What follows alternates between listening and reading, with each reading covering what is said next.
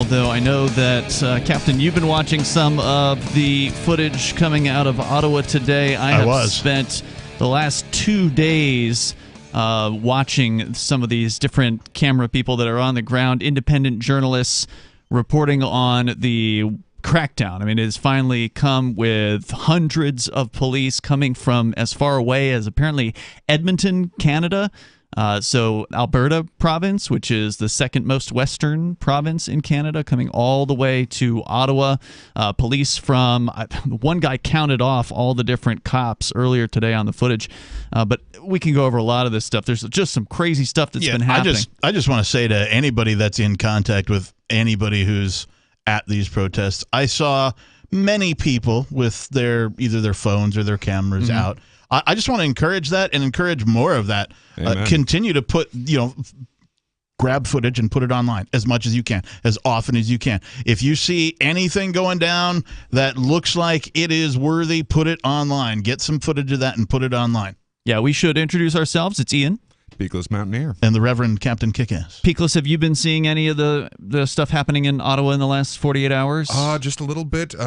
So most recently I saw the bit with the horses trampling. Yeah, that was yesterday. They trampled an old lady and another guy, and I've heard rumors the lady died, and I've heard that she hasn't, but either way, she got trampled by some horses, and it was absolutely horrifying. And something that most people don't realize about horses, like they have an instinct not to trample people. Really? So in order to, I come from generations of cowboys here. Like they do not want to trample things. They don't like going over. They don't like breaking foliage. Like they have an instinct to avoid these things because they can damage themselves. You'll see that kind of thing in some of the footage from any of the Seattle protests, like the WTO, that kind of a thing.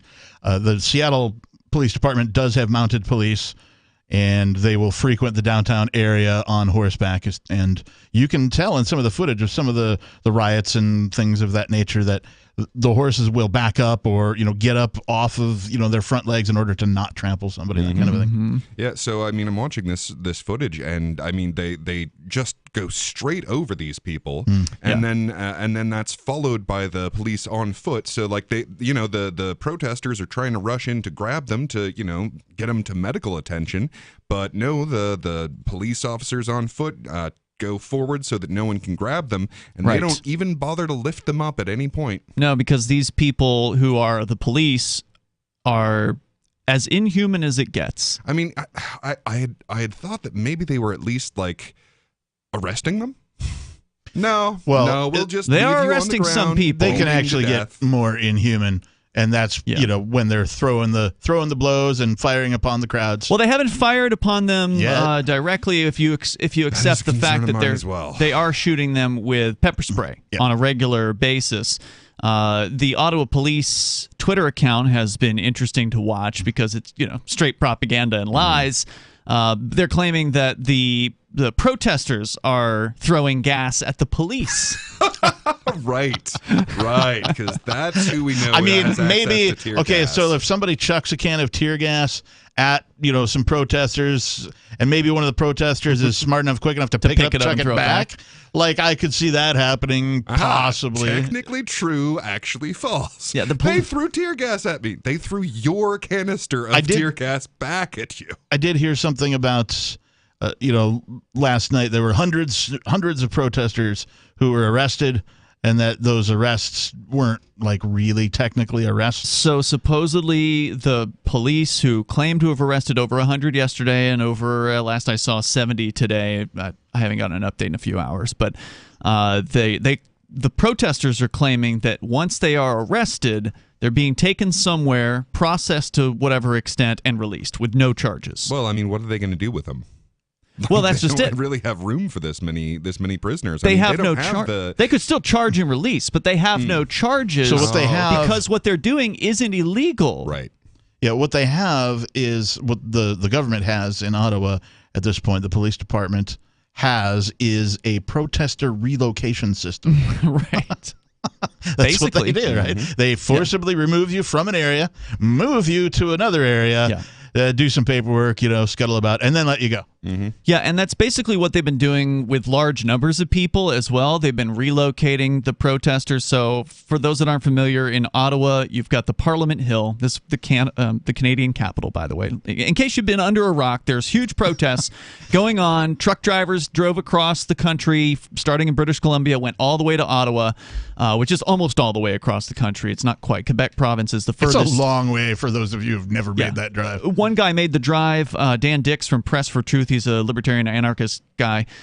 He said it took him 6 days to get from British Columbia to Ottawa. Yeah, so, I don't doubt it. Yeah, and he couldn't fly because he's not vaccinated. And in Canada, you cannot take a train and you cannot take an airplane unless you've been vaccinated. Well, and that brings me to a very important point, I think. Like, a lot of people are talking about, why aren't we doing this in our country? And it's like, okay, look at what it is a different circumstance. I mean, don't get me wrong. I'm wholeheartedly and full-throatedly against all of the mandates that they've put in place here. I mean, absolutely hamstringing our entire medical system is insane. But, I mean, it just doesn't compare to the authoritarian measures specifically from the federal government in Canada and the support that gives this kind of a movement. True. I don't want to take anything away from the protests in Canada because they are, in my opinion, justified. More than that in my opinion, justified. But it's epic level protest. But what I would rather see, instead of saying, oh well, their circumstances are different, making it seem like it's slightly of a higher level or more important or whatever. It's not. What I would like to see instead is more of the growth of this type of a protest globally, because the governments got together and worked together because they all did the same thing, whether they know it or not. Whether they actually got together in a room and said, you know what, let's all get together and lock down our communities. They might have. Maybe they did. I don't know. But let's just say they didn't. They all participated in monkey see, monkey do. Sure. Right? And they all did the same exact crime. Look at Australia. Right? And how many episodes did we cover Australia and how they're trying to do the right thing? Right? And now we got Canada trying to do the right thing. Well, we got to keep people from doing things that resemble what the Nazis did. Right. We have to discontinue that completely. And so I would like to see this protest grow and grow and grow until it basically says, hey, government, here's a couple of birds for you. Yeah. And until you stop acting in an involuntary manner, we're not going to obey anything you tell us. And I mean, as far as that point goes, you do not have to organize a conspiracy when you share a culture. And the culture that these villains share is these are not humans. These are our cattle. We own them. They are insignificant, subhuman, childlike things. And when we decide to lock them up, they better hop too. So, I mean, the kind of culture that leads to this is completely shared among all of these tyrants, regardless of them needing to plan this out. Yep, that's true. It's a culture of authoritarianism and statism is a evil religion. I mean, it is absolutely a delusion that justifies the use of violence against peaceful people, and that's what these cops were doing all day long. I was saying what they're doing is they're moving people. So you've got what they call the red zone in Ottawa, which is, I guess, some arbitrary zone they determined. This isn't a free speech zone. Get to the free speech zone. I guess I don't know who determined what the red zone was, the City of Ottawa gang or whatever, but basically it's the area in which most of the truckers were during the last 3 weeks, by the way. This protest has been going on for 3 solid weeks as of today and yesterday. Yeah. And so by the what they call Parliament Hill in Ottawa, there's, some streets and there's a lot of trucks that were parked. Most all of those trucks are gone now. So what happened over the last 48 hours was they moved in hundreds, if not thousands, of cops. And they formed lines, and they started moving people, kettling them, and moving them out of the protest area. I saw the memes that were like, in order to keep people from blocking the streets, we're going to block the streets. Yeah. There's more coming up here. We got a lot to say about what's happening in Ottawa. If you want to weigh in, you can join us. 603-283-6160. They've been attacking the media. We'll tell you about that coming up. Are you tired of your taxes funding endless occupations around the world? Antiwar.com is run by people who understand that wars abroad become wars at home, wars on our freedoms. Antiwar.com is dedicated to bringing you the latest in news, views, interviews, and reviews from the top movers and shakers in the anti-occupation movement. Antiwar.com has it all, from thorough foreign policy analysis to interviews with whistleblowers who used to run the military-industrial complex. Anti-war, pro-free market. That's antiwar.com. After a devastating war, the alien visitors were driven back, and their willing human collaborators were left behind to face the music. When Emma Jean Anderson's ex-lover springs her from prison, Nathan Foster and his 14-year-old nephew Ben are tasked with bringing the pair to justice. An easy enough job until they discover something is inside Emma Jean, and the fate of the planet hangs in the balance. The Family Business by Mike Coopery from BaneBooks.com. Is oral health important to you? If you don't like your own teeth, fresh breath, or kissing people, then by all means, stop listening. Several years ago, I met Jessica Armand, founder and CEO of My Magic Mud, and I became passionate about the product that she created and never want to live without it. It's clinically proven to whiten teeth, but I find it does much more. They want you to love My Magic Mud as much as I do, so they're giving you a money-back guarantee plus 20% off. Go to mymagicmud.com and use coupon code FTL20 at checkout. mymagicmud.com, FTL20. Are you tired of governments murdering people around the world? Stop using their money. There is an alternative. Bitcoin is a stateless, free market, non-political currency. Bitcoin cannot be inflated or controlled by any government. By using their money, you are helping the state. Stop doing it. You have an incredible alternative available now. Learn it, use it, spread it. Get started with Bitcoin at bitcoin.com. That's bitcoin.com. Excuse me, is this where I get a license to start a new business? I wouldn't be hasty. You have to get a license to go out of business, too, you know. Oh, well, look, I've invented this little anti-gravity machine, see? Oh, is that why you're walking 2 inches above the floor? Oh, yes, it's very comfortable. It saves on shoe leather. Yeah, well, you have to fill out these forms and report to the Human Services Department of Manpower Orientation and register with the Fair Employment Practice Commission, the Wage and Hour Division of the Employment Standards Administration, the State Sales and Income Tax Division, the Internal Revenue Service, and the Social Security Administration of the Department of Health, Education, and Welfare, and, of course, OSHA. OSHA? I thought that was a little town in Wisconsin. You'll find out. Say, floating around like that could be dangerous. Have you checked with the Consumer Product Safety Commission? Well, not yet. Come to think of it, you actually are flying, aren't you? Look, you need to go over to the Federal Aviation Administration and the Transportation... It's very hard to get anything done these days if you're in business, but free enterprise built this country. Think what could happen if we don't keep it free. A public service of this station and the Center for the Defense of Free Enterprise, Bellevue, Washington. We just can't have people floating about unregulated, you know. Tired of cancel culture? Sick of mega tech corporations holding an axe over your head? Join the LRN.FM Matrix chat server. It's self-hosted, so no one else can tell us what to do or say. Don't like the existing channels? You can make your own. You can even connect into some of our channels from other Matrix servers. It's federated. For the full LRN.FM Matrix experience, though, you should join our server via the step-by-step instructions at chat.lrn.fm. Chat.lrn.fm.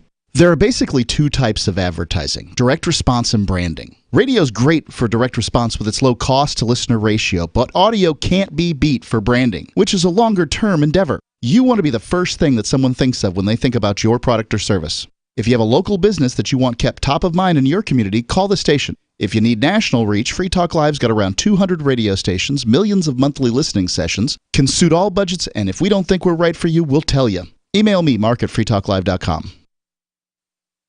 Got Telegram? You can follow our channel there and discuss show prep with other listeners at telegram.freetalklive.com.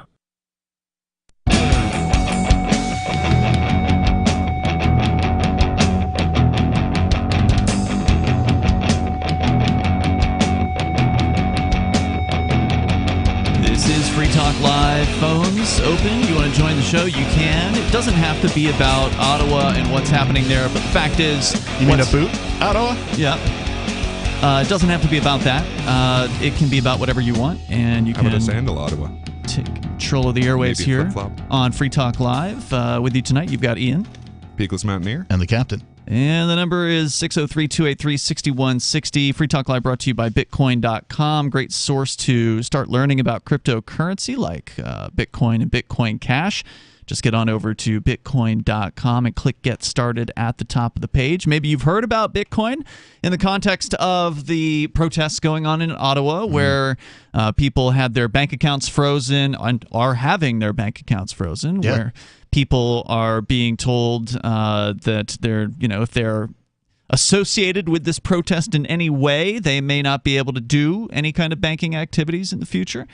So what do? You turn to cryptocurrency, which is the free market. And before you talk more about cryptocurrency, I just want to point this out and make sure that people are listening to what this means. It means that some bureaucrat, wherever you live, is just one pen stroke away from freezing all of your money if you have all of your money in a bank account.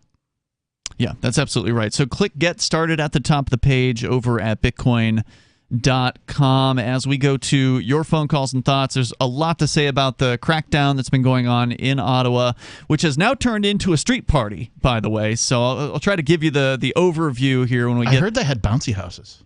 Those, I believe, have been taken down at this point by the police. The police have basically moved everyone out of the original protest area. So with overwhelming numbers, now there's still an S-ton of protesters there, but of course the police have thugs with, they haven't shot anybody that I know of yet, but they've got clubs, they've got bats, and they are attacking and they've people. got assault rifles. Right, they are out there. They with do. it. Like, and they have gas canister rifles. And they're wearing all the gear. They're wearing the masks and all that. I mean, that to me is one of the scariest parts about this is, like, at some point, are they going to realize that only one side of this standoff is armed? Like, are they about to, like, set off some kind of World War III of authoritarian versus humans? I mean, it's a very volatile situation. These things generally don't end without violence. Right. I mean, the violence is coming from the police. Yeah, yes. And I mean, it reminds me of, like, the I can't remember the exact line, but from V for Vendetta, where she's like, well, what do you think's going to happen? Probably the same thing that always happens when you have one armed group against an unarmed group. Genocide. Yeah. People die is what happens. We'll go to your calls and thoughts, though. So, we can get back in. I want to get back into it, but we got Alu on the line here calling us from New Hampshire. Alu Axelman from Liberty Block, or the Liberty Block. Go ahead. Hey, how's it going, guys? Hey. So on the topic of the Canadian protest, I finally got around to writing an article for libertyblocks.com about the Canadian protest. And I know you guys have been saying it for weeks, or really for like a decade now, cryptocurrency is the answer. And I think Satoshi Nakamoto built it for stuff like this, of transmitting money peer-to-peer without intermediaries in the government or the cronies in the banks. If you want to send money to the truckers to support them, crypto does that. Whereas if you do GoFundMe or even GiveSendGo or anything else, once it gets to the banks, they can prohibit it from being dispersed to the actual people. So I'm glad that they're starting to do stuff. I think Tally.io or something and other fundraisers via crypto. I'm glad they're doing it. So I finally wrote a whole article saying crypto is the answer. And a lot of conservatives were asking what they could do. And I said, crypto is the answer. And I said, you know what? I'll write an article for you. But that's the massive protest. I want to talk about a tiny protest. Only like a dozen people went out this morning. I think they do it weekly in Hampton. They do it in Concord, New Hampshire, and Hampton, New Hampshire, by the seacoast, by Exeter. So I actually went out after work this morning. I went to Hampton at around 11. And there were like 10, 15 people there, mostly conservative types and some liberty people, maybe some independents. And they had some American flags. I brought my massive New Hampshire flag that you gave me, which was awesome. And I gave out the small flags to them and spoke about independence and all that. And then at around 12, like 5 guys with tan pants and black jackets walk up to us. They're really quiet, really suspicious, and they kind of want to join us and stand next to us. I said, how's it going? They literally ignored me and didn't answer. And right away, one of the new guys I had just met there look at each other. And we both know, like, this is super suspicious. Like, I think I'm a genius and a great detective and a great investigator, but, even a baby would have felt this was suspicious. Like, they're all wearing the same uniform. They look exactly like the Patriot Front and all those memes of the feds who have the same sunglasses and hats and watches and the same exact thing, and they don't talk normally. And, so they come to the corner and they stand there. They're all just standing there, not talking to anyone really. And then a few minutes later, I start recording because they're super suspicious. And to be honest, I was carrying my G19, which I usually carry something a bit smaller, but I was really glad. And I was open carrying, and as they walked by, I kind of made sure like they saw my jacket, flipped it open, and they saw I was carrying because, it was just a bit uncomfortable. 5 young men of fighting age was kind of walking up on us with uniforms. And they were super suspicious, not talking. Anyway, I blink, and a minute later, they speak all in one voice and say, we are individuals. No. So they have this banner that's like 20 feet long by like 3 or 4 feet wide, and it just says White Lives Matter. And in the middle of the banner, there are two faces. I don't know, they were unclear. I don't know who they were. Probably like some big white supremacists, but some it wasn't Trump, it wasn't Hitler, nobody I recognized, but like two faces and just White Lives Matter. So right away I start recording, and I put up the video. I wrote an article when I got home. So there's an article on libertyblock.com and a video from the little bit of video I took while freezing my butt off in 20 degrees. I tried to record some stuff, and on video I asked them, "Hey guys, how you doing? Where are you from?" And they didn't really answer. And then one of them was like, "Well, we're from like all over the place." And I'm like, "Oh, you're from Hampton?" And they're like, "Well, we're from like all over." And it was just super suspicious. And then didn't they say Boston? I watched your video. Didn't some of them say Boston? I don't know. I don't think I heard Boston. I just heard like all over. I could have sworn I heard Boston in there. Yeah. So then I asked, "Are you guys with the Patriot Front?" I can't believe I didn't laugh. And they said, "No, we're not. We're at the NSC," which I looked up later as the Nationalist Social Club. And so a part of me thinks they were feds. Some a part kind of me of thinks they're national left-wing agitators socialists? paid by Soros. Nationalist Social Club, not socialist. Right. They're anti-communist. Well, that's what they claim. To be right-wing. But yeah, so again, I don't know if they're feds or paid by BLM or Soros to make us look bad, or if they really are like white supremacists. So it could be any of those three. I certainly hope that they are feds. I think you're right on with a weird thing to say. With the Fed presumption, because I mean, if anybody's heard of these Patriot Front people, they are really this creepy group that shows up at various different protests in large numbers, and 5 people's a fairly large number for a New Hampshire protest, so I consider that to be a good turnout. But they show up in large numbers, and they're all wearing the exact same thing. I have never been to any kind of protest event, which generally attracts a variety of people, right? I've never seen people in a uniform besides the police at any kind of an event, but these guys show up in khaki pants and like the same kind of shirt, and dudes that were in the video look like that. That adults are like that stupid. Like the first thing I would do if I had an IQ above 15 is like not wear the same exact thing as my 4 other friends doing something, unless we want to look like a uniformed police agency or something. So anyway, right away, one guy and 2 of us were very suspicious. The rest were probably a little suspicious, a little bit nice. And then I said, you know what, let's go across the street, because once media like Portsmouth Herald or some leftist paper gets one picture of us with them. Mm-hmm. Yeah, you know, they'd like nothing better than to paint everybody in the light of a right-wing extremist. Alu, hang on. It sounds like you got more to your story. We'll continue here in moments. Alu is a blogger over at the Liberty Block at libertyblock.com. He's also the president, I almost said founder, not the founder, the president of the Foundation for New Hampshire Independence. So he's a great freedom-friendly activist here. I like reading his stuff. Yeah, good stuff. More coming up here with Alu. Your calls and thoughts also. We'll get back into Ottawa on the way. And now, time for something totally different. Intercoin is a project that's working to make crypto mainstream. We use the power of smart contracts to help any community in the world launch their own cryptocurrency. Ever wanted to release your own coin or build your own app to grow your business? Intercoin's team builds apps that have reached 9 million people around the world. And now it's time to help make a real social impact in your local community. Go to intercoin.org and join the movement. That's intercoin.org. You know, when we first started Intercoin about 3 years ago, we had a big vision to help every community in the world have access to the same tools that large states and federations do, to hold local elections on the blockchain, to have their own local currency, shop local, hire local, and help fight the forces of globalization that have decimated some of these communities. Go to intercoin.org and join the movement. From Feature Story News in Washington, I'm Simon Marks with the Week in Review. And the week ended with tensions rising dramatically over Ukraine. President Biden saying he now believes Vladimir Putin has decided to invade. You are convinced that President Putin is going to invade Ukraine. Is that what you just said a few moments ago? Yes, I did. Yes. Diplomacy off the table then? No. Until he does, diplomacy is always a possibility. He was speaking after crisis talks with European leaders. The entire week was consumed by diplomatic efforts to defuse the crisis after the US said the Russians were lying when they claimed to be withdrawing troops from the Ukrainian border. Pentagon spokesman John Kirby on Monday. I would just say this. Should he choose to invade again, he is doing all the things you would expect him to do to make sure he's ready for that option. And Secretary of State Antony Blinken at the UN Security Council on Thursday. The information I presented here is validated by what we've seen unfolding in plain sight before our eyes for months. He's agreed to meet the Russian foreign minister next week in Europe, but only if no invasion of Ukraine occurs before then. Northern Europe got hit by record-breaking storms at the end of the week. Winds of up to 150 kilometres per hour were recorded in some parts of Germany.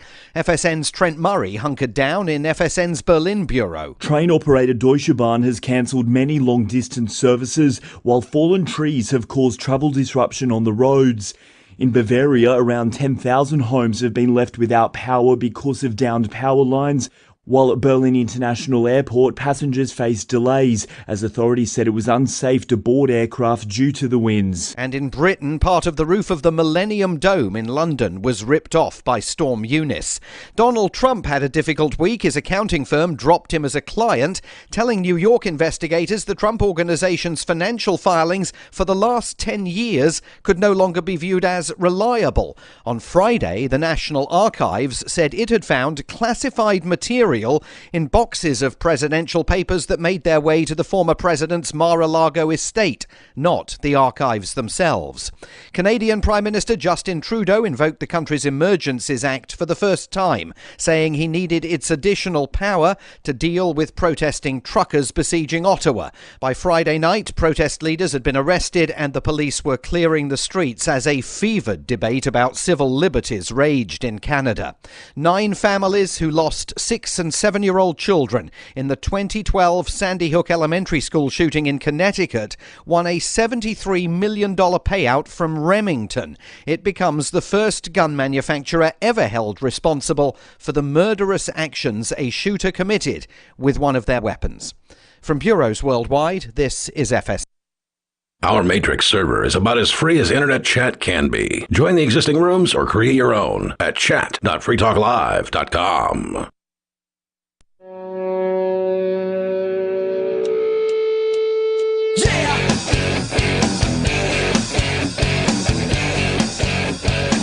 Is Free Talk Live. Phones are open. You can join the show here at 603-283-6160, the live Saturday episode of the program. With you tonight, it's Ian, Peakless Mountaineer, and the Lord Reverend Captain Kickass. Don't forget, you can join us online anytime you want. Just head on over to freetalklive.com, and we have lots of features waiting for you there. Chris Hartzell, by the way, thank you to Chris for becoming a Free Talk Live supporter via our AMPS Patreon. He did that at a gold level, which means he's doing at least $10 a month. So really appreciate the support. AMPS stands for Advertise, Market, Promote, and Support. It's a way for you to help us get the ideas of liberty on more great radio stations around the country. We're on over 190 radio stations today. And we could be on more. It just takes time. It takes money. It takes effort. And your dollars help us do that. So thank you, Chris, for helping us out over at amps.freetalklive.com. You can go there to find our Patreon. It's amps.freetalklive.com. We go back to Alu Axelman calling us from the Liberty Block, or libertyblock.com, where he's a blogger there. Was out on the streets, not in Ottawa today, but at a much smaller protest in, did you say it was Hampton, New Hampshire? Where was it? Hampton. So the seacoast of New Hampshire, and you'd gone out there for what is a regular occurrence on a Saturday morning, people just holding freedom-oriented signage and that sort of thing. And unfortunately, some white supremacist types showed up, unfurled a banner, all of them wearing the exact same uniform with the khaki pants. You identified them as looking a lot like this Patriot Front group that a lot of people online have been seeing at protests around the country, where they show up and they mask their faces. Although there was, I think, one guy that didn't have his face masked. Some of them did have their faces masked at this particular occurrence today. I saw the video that you'd posted, and you were telling us about your interactions with them and how you convinced the other protesters you were there with, who are not the white nationalists, to go across the street in order to make sure there was separation between the groups because you didn't want them looking like they were with you, understandably. Exactly. So actually, I think Footloose just told me earlier that these same people with the same banner were at a Nashua school board meeting a few days ago. So that was interesting. And he had some interesting words that I can't say on the radio for them. He was videoing and he was yelling at them as he walked away. he was pretty much yelling at both sides, saying, "You Nazis are terrible, you fascists, you growing fascists, you cops, all you three sides are terrible." And he left that school board meeting area. So yeah, some of them had face masks on, some of them didn't. So they had this thing like 131 or something on their hats or on their face masks, which apparently stands for like ACA, for anti-communist action. Which again, the anti-communist and the anti-fascists are both mostly just authoritarians. So anyway, as the people, so I said let's cross the street, and we did. As we crossed the street, I ran to my car and grabbed one of those signs, because I had like 10 of these big oak tag signs that I brought up for the secession rally, and some of them only had one side written on it. So one of the sides was blank. So I grabbed a marker from Regina Barnes, who's a pretty good councilwoman who was there with us protesting, and I took the marker and I quickly scribbled, "We are not with the white supremacist infiltrators," or the white nationalist infiltrators, and I wrote that on a sign so that I could hold it so everyone knew, even if they come close to us again, like, and even if we're associated with them, everyone knows that we are really not with them, and we are like kind of the opposite of them, because they're probably Nazis or semi-neo-Nazis, so white supremacists. So that was pretty funny. So you fought signs with a sign of your own. Exactly. So I made a sign saying we're not with the white nationalist infiltrators, because I'm pretty obsessed. So I made that sign, and then I made sure to get some pictures. That way, if the media, CNN, says tomorrow that people like me and Regina Barnes and the others are white supremacists, then we can at least hit them back with our media piece with the pictures. So that, as you pointed out, Captain, is the way that you want to fight people who say things you don't like, is with using more free speech, not to use violence against them, but to actually outspeak them. And our ideas are better. Freedom's better than statism, and these people are absolutely statists. They may not like communists, but they sure do love the state, and they just want to shove it down people's throats in their preferred way. Yeah, so they were really interesting, and like their ringleader, the guy who was speaking for them, ran across the street. He had a tiny camera, like a GoPro, or even smaller. He was recording like everything, which was interesting. He came across the street right up to my sign, and again, maybe like a tiny bit uncomfortable, but I was pretty polite and relaxed. And he recorded my sign and asked for my name and asked like who I was and stuff, and said, "Oh, that sign, this will go really well in video," or he said something like that. And then he ran back across the street. Well, interesting that they claim that they're not communists, because the way they're acting is in the very same way as I've seen communists act, which is to say they have a one person who's the spokesman. Everybody else remains silent. You cannot talk to them. They'll always say, "Oh, I can't talk to you. You need to talk to this guy over here," because that's the way these centrally controlled groups work. These top-down hierarchical structures. It's very much like the communists. Yeah, like, oh, you're standing there and you don't have an opinion? Yeah. Well, I mean, if you talk to these people, at least in my experience, they are absolutely 100% on board for running things the way Stalin did. Sure. I mean, so the anti-communists, they want communism. The anti-fascists are instituting fascism. And when these people deplatform each other, it's because they can't make a real argument because they have no real position. Yeah, and that's what I like about sort of, we'll say the freedom position, the libertarian anarchist philosophies, if you will, is it doesn't really require that much depth of knowledge to defend or to get. And I would say that if you find a whole bunch of libertarians at a protest, you could probably walk up to each one of them individually and ask them what they think, and they will definitely give you an opinion. Absolutely. Usually a bunch of different opinions. That's right. If you talk to a few of them. And they'll tell you the others are wrong and the others are fake libertarians, and they're the only real libertarian, but that is all right. That's true. But I mean, like, if you're trying to deplatform people, you are weakening yourself so fundamentally. If we do not give these people a platform, we can't make fun of them. Yeah, that's true. And if we can't make fun of them, then their ideas stop being ridiculous. And that's how you lose. Great point. Alu, anything else you want to share today? Yeah, pretty much just visit libertyblock.com, because we got this article and a few more. And please check out the books Corona Fascism and The Blueprint for Liberty and Articles of Secession. And I got a book coming out about due process that's going to be a banger, hopefully within a few weeks. They're all on Amazon, and I have them all on me. Thank you, Alu. Appreciate it. That's Alu from the Liberty Block. We continue here with more of your calls and thoughts. Rod calling us all the way from China, where it's tomorrow already. Calling from the future. Hi, guys. Lovely to talk to you. Hi, Rod. I just thought it would be nice to share what the situation in China is like. Yeah. Because I'm from Canada. Okay. And I see the situation all the way from here, and I see the news that are told about China. And actually, I've during the pandemic, I've been here for the whole pandemic.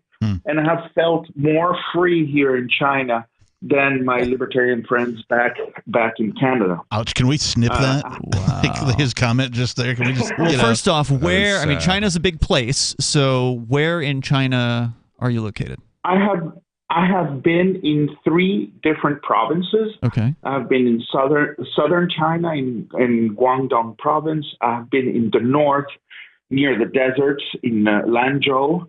And I've been also near Shanghai in the southeast. And I've been here for 2.5 years. I haven't had one day of lockdown. I have gone to work every day without a mask. So now, have you been staying out of the city? I live in a 5 million, the city where I'm now has 5 million people. And I lived when I lived in Guangdong province in the south, that city had 7 million people, and it was near Guangzhou, which is one of the biggest cities in the world. You don't have to answer if you don't want to, but when you do go to work, do you work with people directly? Yeah, I'm a school teacher. Wow, so you didn't have to wear a mask while teaching at school? I'm not laughing at you. I'd like to hear that. Yeah, I'm sorry. I'm just laughing because it's a pretty damning statement to the rest of the world that you are that free in China during all of this.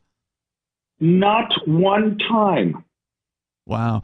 Okay, just to clarify, in the United States, and I'm sure in Canada, there's incredibly restrictive rules as far as school teachers and school children in many districts having to wear masks. You're saying you didn't have to wear a mask at all as a school teacher in China. Presumably you're working for the state, right? No, I worked for... everything is kind of halfway here in China. All right, hang on. We're going to bring you back. If you got time, Rod, stick with us. Want to definitely hear more about what life's been like in China. Wow, man. In the last 2 years in major cities. This is Free Talk Live, and you can join us here. Why did you move to the Shire? I moved here to the Shire because there's other people around who take liberty just as seriously as I do. I moved to the Shire because I saw videos of people challenging authority and thought that I could get support myself. It called to me, like, do this, right now. I wanted to be around people like me who got it, and once I got here, I knew there was nowhere else that I wanted to be. I've always wanted to change the world, so I moved to the Shire to join people who were actually working towards doing the same thing. The people here are awesome, loving, and positive. It was for the adventure and for the feeling of something important is happening here. And I just wanted to come to sort of be part of that.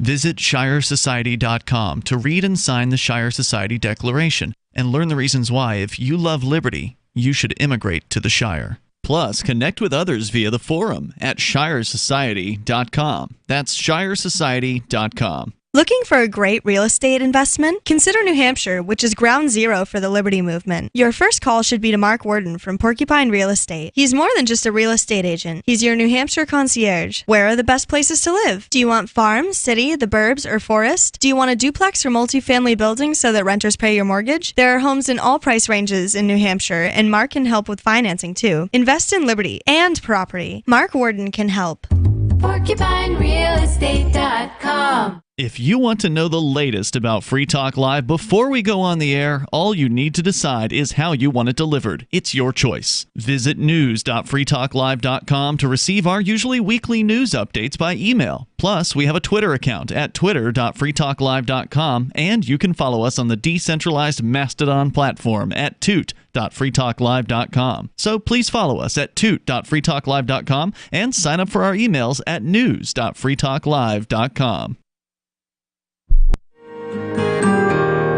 So the protection of life, liberty, and property is what the Free State Project is all about. But it's an effort to move 20,000 people who understand. It's about demonstrating to the entire country that, yeah, we can have a free market, a truly free market. Making it just a freer, great place to live.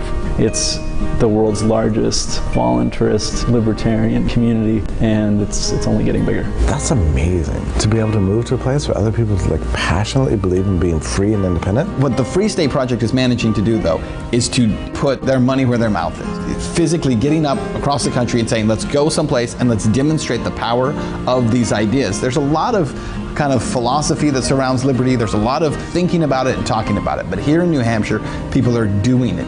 101 Reasons Liberty Lives in New Hampshire, a documentary by Free State Project Early Movers. Watch it free at 101reasonsfilm.com. 101reasonsfilm.com. There are lots of ways to listen to Free Talk Live. Our podcast has been around since podcasts began, and now the FTL feed is loaded with content besides our full show archives. Did you know that we make it easy for you to customize your podcast subscriptions? We have different feeds, one that includes only our full shows, one with just the Daily Digest, and our main feed that includes everything. You decide what you listen to. It's quick and easy to customize your feeds at feeds.freetalklive.com. That's feeds.freetalklive.com.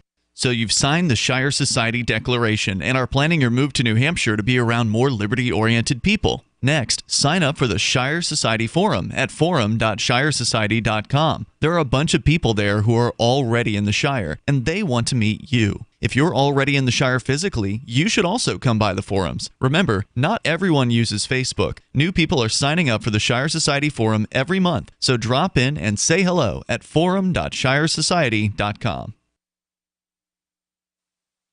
You can stick it to the man and big tech. Join our FTL social mastodon at social.freetalklive.com.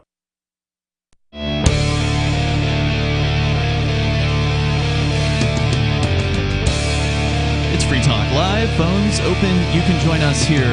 The number 603-283-6160. That's 603-283-6160. In the studio tonight, you've got Ian, Bigless Mountaineer, and the captain. And I want to make sure you know about Intercoin. Intercoin is something we've been telling you about, and they can help businesses and organizations raise money using their own token, their own currency. Intercoin has launched their own investor token worldwide, and you can get it on a centralized exchange called X Markets. It's exmarkets.com. All you need is an email address to sign up at X Markets so you can keep your privacy intact. You can then deposit dozens of different cryptos, including Bitcoin, trade them for Tether on the exchange, and then use that Tether to buy ITR, which is the Intercoin Investor Token. You can learn more about the Intercoin vision at intercoin.org and buy or sell ITR on xmarkets.com, exmarkets.com. You just might be advancing the cause of liberty around the world. I want to come back to what's been going on in Ottawa. We barely had a chance to really scratch the surface of the last 24 hours because it's been a crazy last 2 days in Ottawa with the trucker convoy being broken up by huge numbers of cops coming in from all across Canada. Do want to talk more about that, but we actually have Rod, who's on the line with us. He's from Canada, but he's living in China and has been since the beginning of the so-called pandemic. You just told us, Rod, that you've lived in some pretty large cities, population size 5 to 7 million. You've moved about a bit over the last 3 years, but you work as a teacher, and you have not worn a mask one time in the last 2 years in China. No, to work. Oh, to work. To work. Yeah. Where are you where are you having to wear a mask? Like, for example, if I go to the mall, there will be a mall cop there that requires you to put on your mask. And then maybe 40% of people take off their mask as soon as they get past the checkpoint with the mall cop. Wow. Yeah, and if you want to go into a public building, a hospital, obviously, then you'll be required to wear a mask. But at work, I don't have to wear a mask. And walking down the street, no such requirement? No, absolutely not. Are there any such things as a medical exemption? Like the man that stands at the front of the mall, when he confronts you, can you say, whatever, however you say it in Chinese, no, I have a medical exemption? Does that work there? Do you know? Probably not. Probably not. The thing is that China is kind of a relaxed place. And, if you talk to the cop and you tell him, look, I don't feel good, I can't breathe, chances are the guy is going to tell you, okay, just wear the mask here, and then, over there you can take it off. Like things are kind of relaxed, and it's a mixture of tyranny and freedom. It's a very odd place. And yeah, go ahead. Oh, I was just going to say, I'm curious, has the vaccine policy been similar to the mask policy? Yeah, that's the other thing. You're not required to get a vaccine They, once in a while here at work, people will tell, did you get your vaccine? Okay, man, think about it, that kind of thing. But now, does that impact your credit at all? Like your social credit score stuff? That's the other thing about China. Nobody ever talks about that, and nobody is like even Chinese people. A lot of them don't even know about this social credit. It's very odd what you read in the news in the West about China is very different. Now, I don't want to say that this is all dandy, right? Like there are instances of tyranny. There have been certain cities and mayors that have gone crazy and have done crazy lockdowns, but that has been more the exception than the rule. And if you do test positive, you will have people come and get you with the hazmat suit. That was going to be my next question, because we've seen videos of the hazmat suited men coming for people and putting them into a quarantine camp. So those are real. You're familiar with that happening there?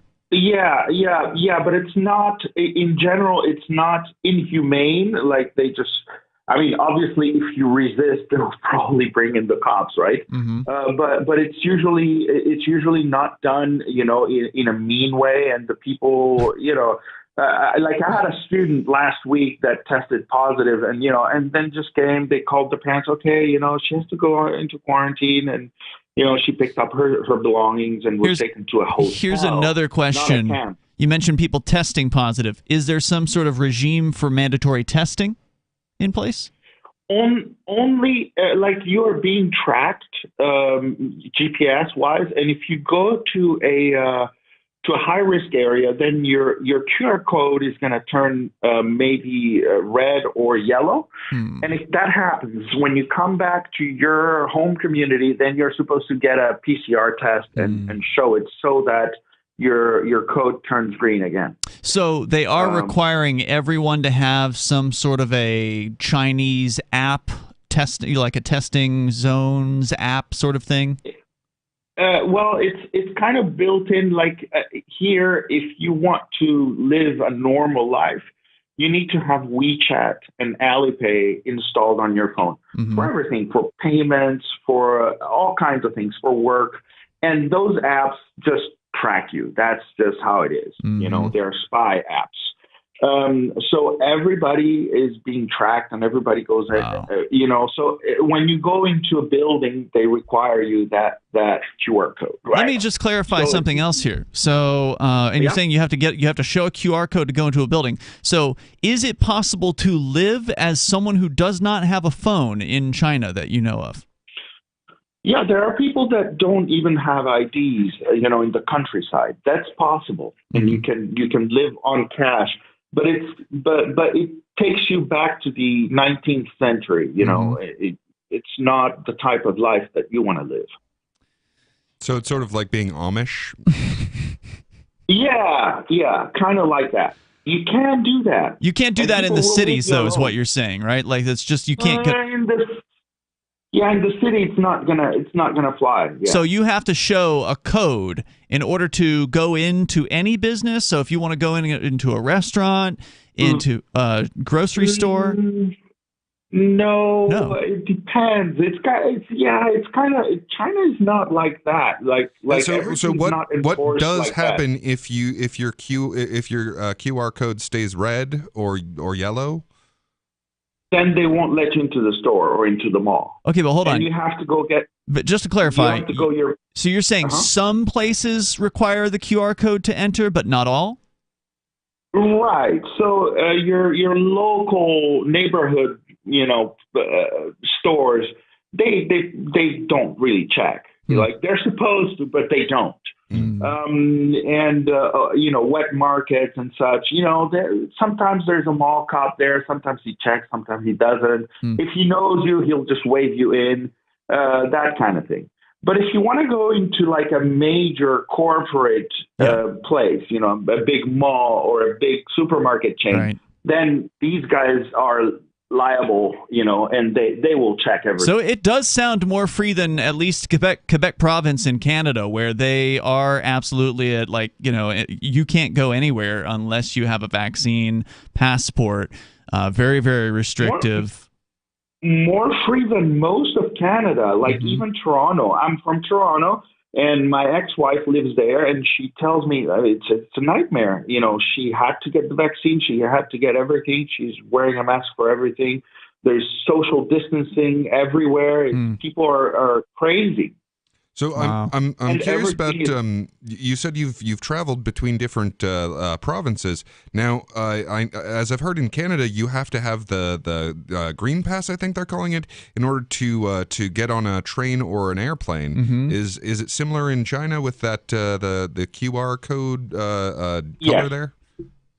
Yes, because that's a major thing, and it's a government-run thing, and it's You have to have your green code. How do you travel without it? Can you take private conveyances, taxi cabs? You can rent a car. You can take a cab. Mm-hmm.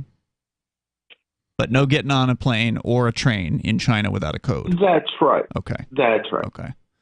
Yeah, it's definitely not as free as New Hampshire, that's for sure, but it is certainly sounds better than Canada. That's interesting. The thing that's bothering me about what you said earlier is I think I heard you say that the medical tyranny isn't bad because it's not done in a mean way, and, when they come and take you away, and as long as you don't resist.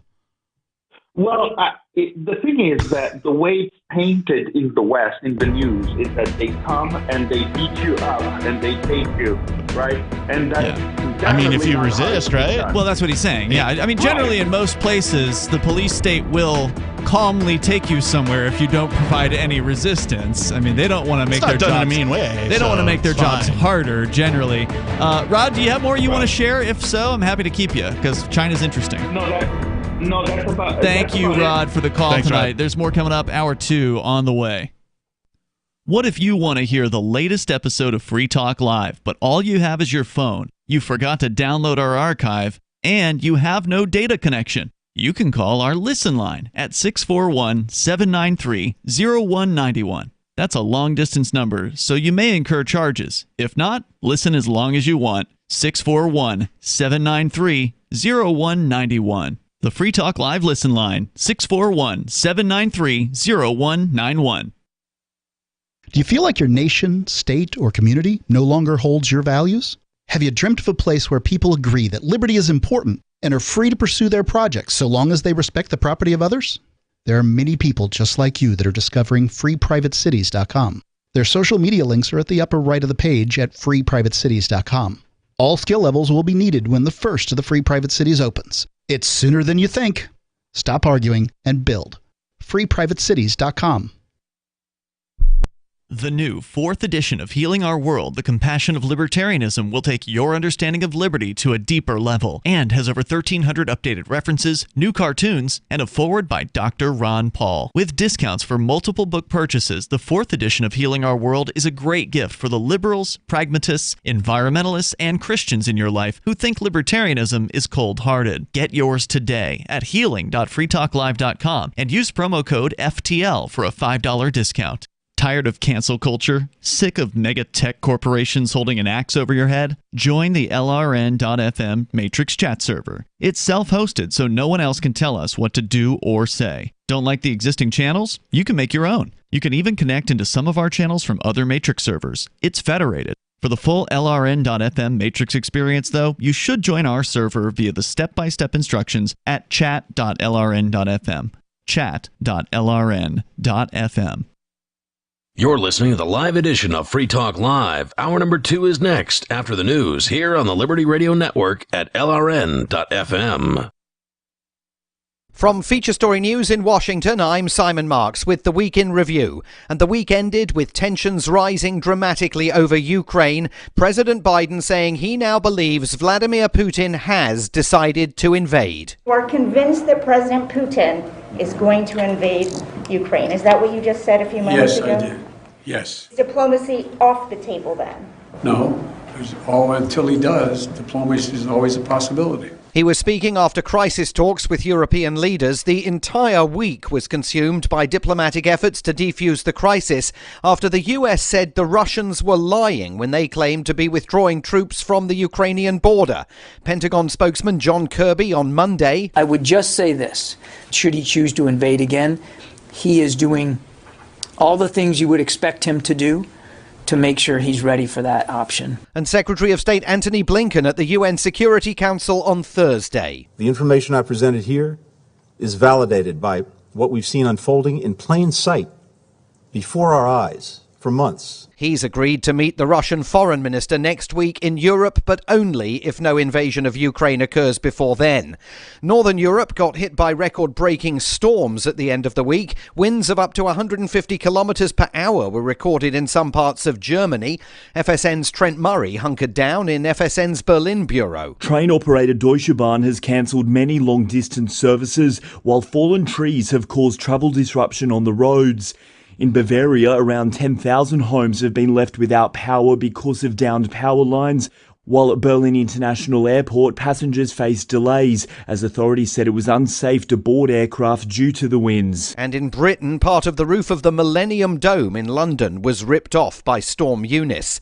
Donald Trump had a difficult week. His accounting firm dropped him as a client, telling New York investigators the Trump Organization's financial filings for the last 10 years could no longer be viewed as reliable. On Friday, the National Archives said it had found classified material in boxes of presidential papers that made their way to the former president's Mar-a-Lago estate, not the archives themselves. Canadian Prime Minister Justin Trudeau invoked the country's Emergencies Act for the first time, saying he needed its additional power to deal with protesting truckers besieging Ottawa. By Friday night, protest leaders had been arrested and the police were clearing the streets as a fevered debate about civil liberties raged in Canada. 9 families who lost 6 and 7-year-old children in the 2012 Sandy Hook Elementary School shooting in Connecticut won a $73 million payout from Remington. It becomes the first gun manufacturer ever held responsible for the murderous actions a shooter committed with one of their weapons. From bureaus worldwide, this is FSN. Ongoing tensions between Russia and Ukraine will, of course, dominate sentiment on Wall Street throughout the upcoming trading week, and traders will also be waiting for some key inflation readings towards the back end of the week. With the preview from FSN's business desk in New York, Will Denzelo. The first major piece of economic data due out this week is Tuesday's Consumer Confidence Index. It will provide traders with a sense of how the public feel about inflation, the pandemic, and the general state of the economy. Then on Friday, investors will get a chance to digest consumer spending figures for January. Spending ticked down 0.6% in December, and Wall Street analysts will be hoping for a better showing. Friday also sees the release of some key inflation figures that will be watched closely by the Federal Reserve and traders alike. This week also sees a revision for fourth quarter GDP. The week saw a bombshell announcement of a settlement in a civil lawsuit between Prince Andrew and Virginia Giuffre. Reports in London suggested the Duke of York will pay his accuser £12 million in compensation. There is no admission of wrongdoing on the Prince's part. Royal commentator Peter Hunt. People have spoken a lot about how he wanted his day in court, how Virginia Giuffre wanted her day in court, but actually her lawyer had a sort of very sophisticated interview a few weeks ago where he talked about it being resolved in a way that vindicates her, that's his client Giuffre, and vindicates the other victims. He'd said, I don't think she has a firm view as to what a resolution should be, and a purely financial settlement wasn't what they wanted, and they didn't want a tax on her morals and credibility. And I think we've seen here some shift by Andrew towards that. In the coming week, once again, we will focus extensively on the crisis over Ukraine. FSN's team in Moscow, Kyiv, at NATO headquarters in Brussels, at the UN in New York, and all points in between will cover every twist and turn in the story here and for our broadcast clients around the world.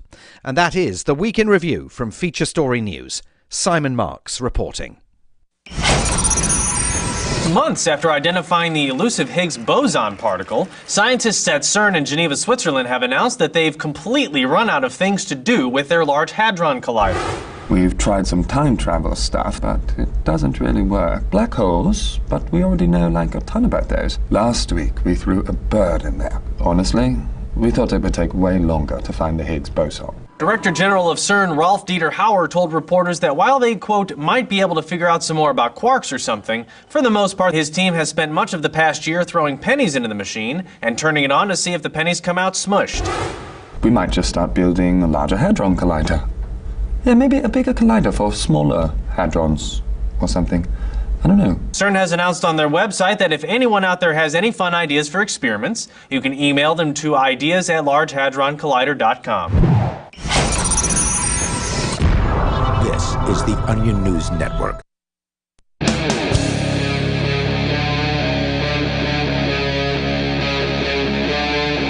Free Talk Live.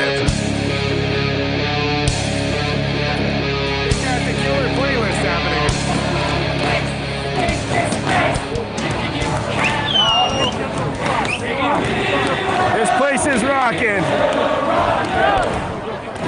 Everybody's banging on something here. You are listening to footage from just a little bit earlier this evening in the streets in Ottawa, Canada, with a big party going on here. Peakless, you can see the footage from where you're sitting. The huge number of people in the streets. It's packed. Yeah. Are those French flags? Clearly, it's an occupation. 75% off. Say hi in our chat for the code. Cheers. Check them out. So this channel, by the way, to give credit where credit is due, is Travel Fun 69. The stream, by the way, that we're watching here is actually still live. I'm not playing the live version just because I wanted to find that song because I knew they were singing it earlier. It's a little Queen with Freddie Mercury. Yeah, Pam. Yeah, and of course this actually came after AC/DC, and they had they were all. I think the first song they started singing this evening was "Fight for Your Right to Party." Ain't that the truth? It reminds me of the one that Ernie uses. It's another Queen song. I Want to Break Free. Yeah, that's a good one. Yeah. That's a good one. So, I mean, it's been going like this, or like prior to the show, there was at least an hour to 2 hours of just straight, music in the streets, partying going on. And this came after a long day of police pushback. So, for those that aren't familiar with what's been going on, truck drivers 3 weeks ago, actually more than 3 weeks ago, because it was several days prior to the official start of the protest in Ottawa that they were driving across the country. So it's been roughly a month at this point since the beginning of this Freedom Convoy, as it's been called in Canada. They ended up in Ottawa 3 weeks ago, and they parked their trucks, honked their horns for an extended period of time, ultimately getting threatened by a local court to stop honking or else, and many of them did stop, but they also agreed prior to that to not honk during the overnight hours because people need to sleep or whatever. So that's what kind of generally has been going on. They've been protesting the various different measures that our caller in the last segment was talking about. The Canadian crackdown as far as COVID is concerned has been pretty significant. Vaccine mandates, vaccine passport mandates all throughout all the provinces, masks and all kinds of BS. Very Australia of them. Yeah, and so these drivers, basically they put their careers on the line.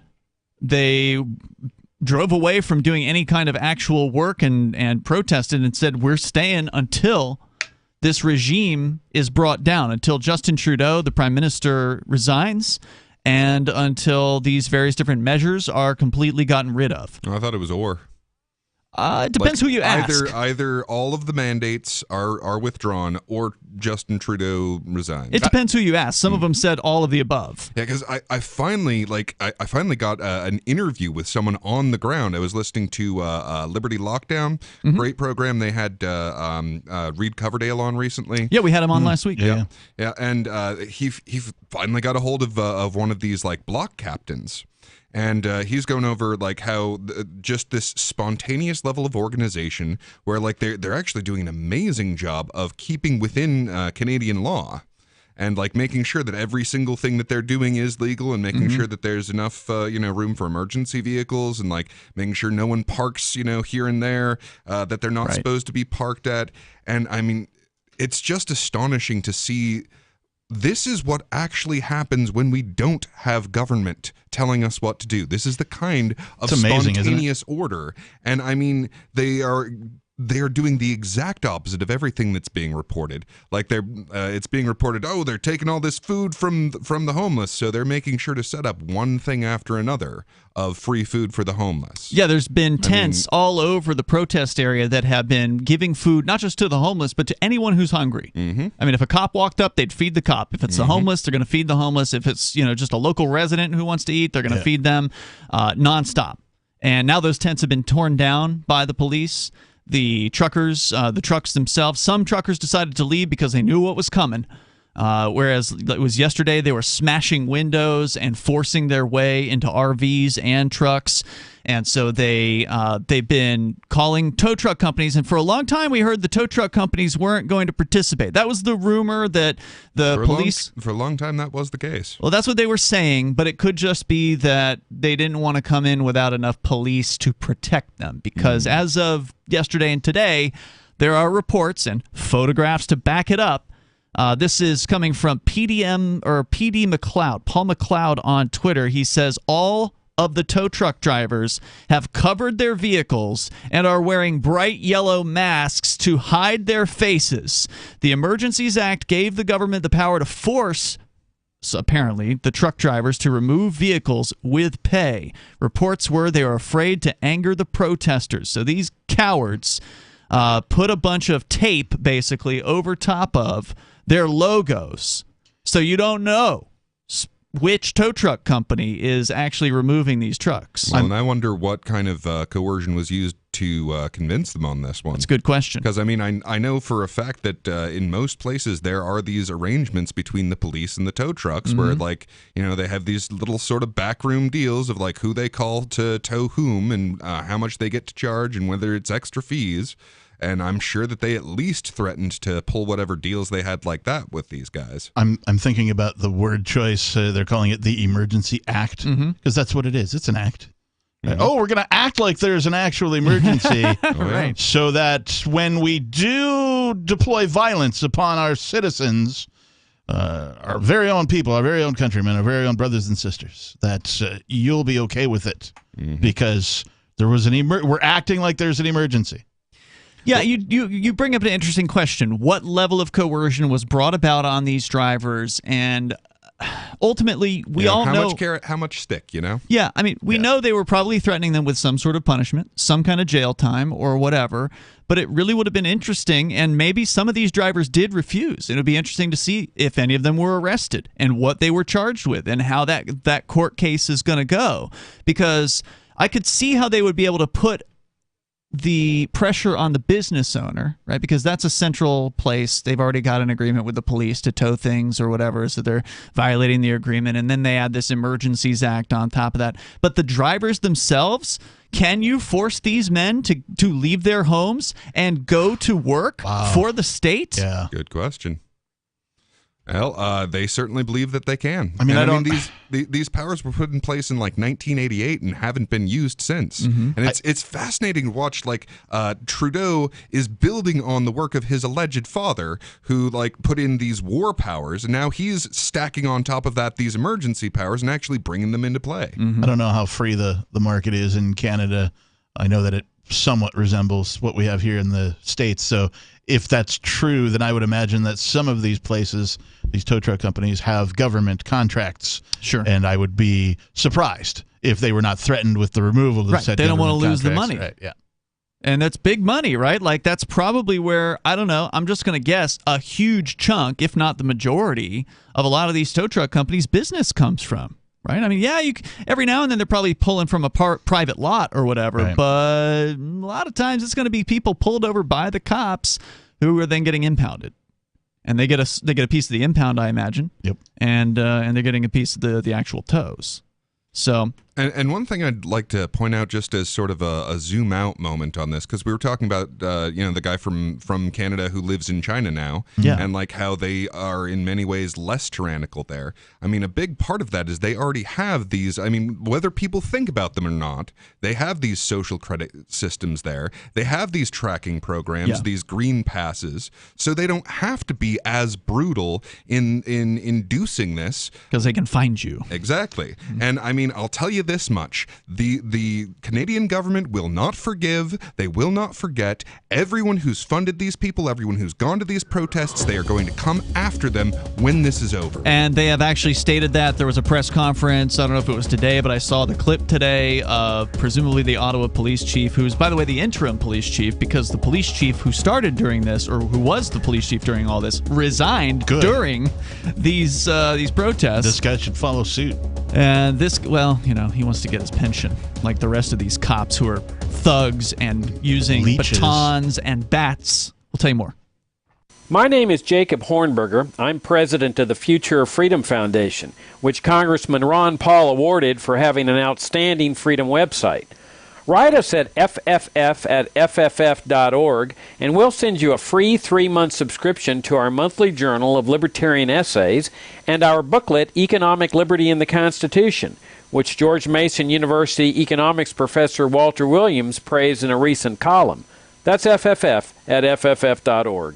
When a lunar observatory detects a radio broadcast originating from Proxima Centauri, the nations of Earth discover their first contact with an alien race may also be their last. With the Proximans facing an extinction-level disaster, Earth must choose between sending a ship on a multi-year journey or allowing nature to take its course. Saving Proxima, a hard science fiction thriller by Travis S. Taylor and Les Johnson, from BaneBooks.com.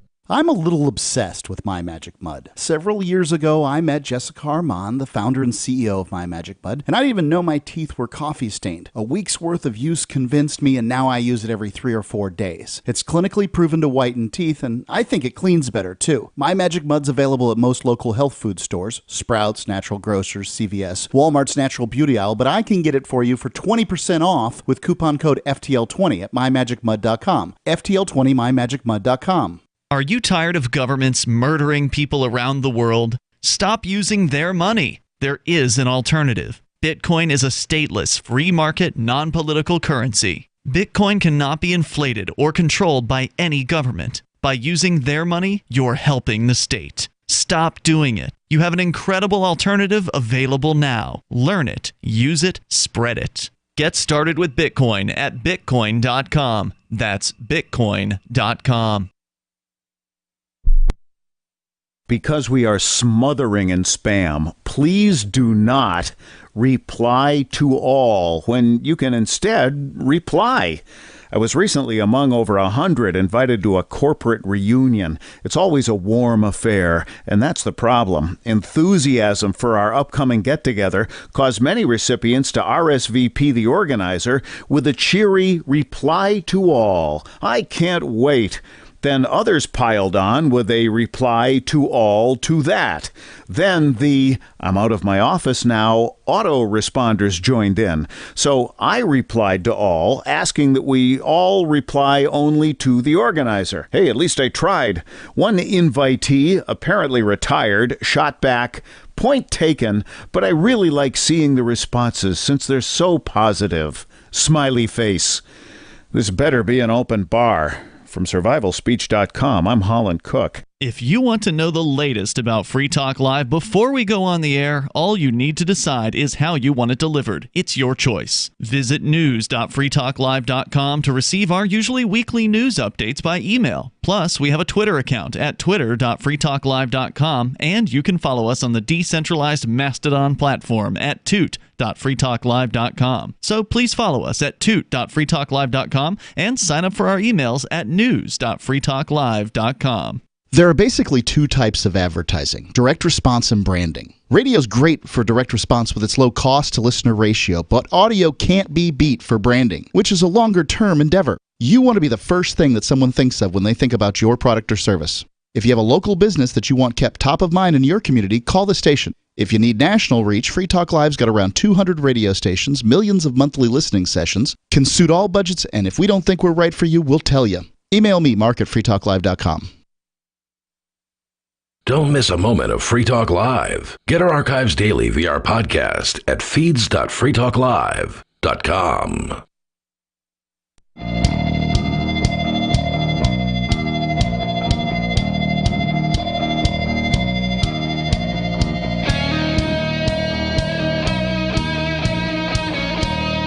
It is Free Talk Live. Phones open here if you want to join us. Live Saturday edition. The number is 603-283-6160. That's 603-283-6160. In the studio, it's Ian. Peakless Mountaineer. Some guy with his hands over his ears, but he can still hear somehow. This is weird.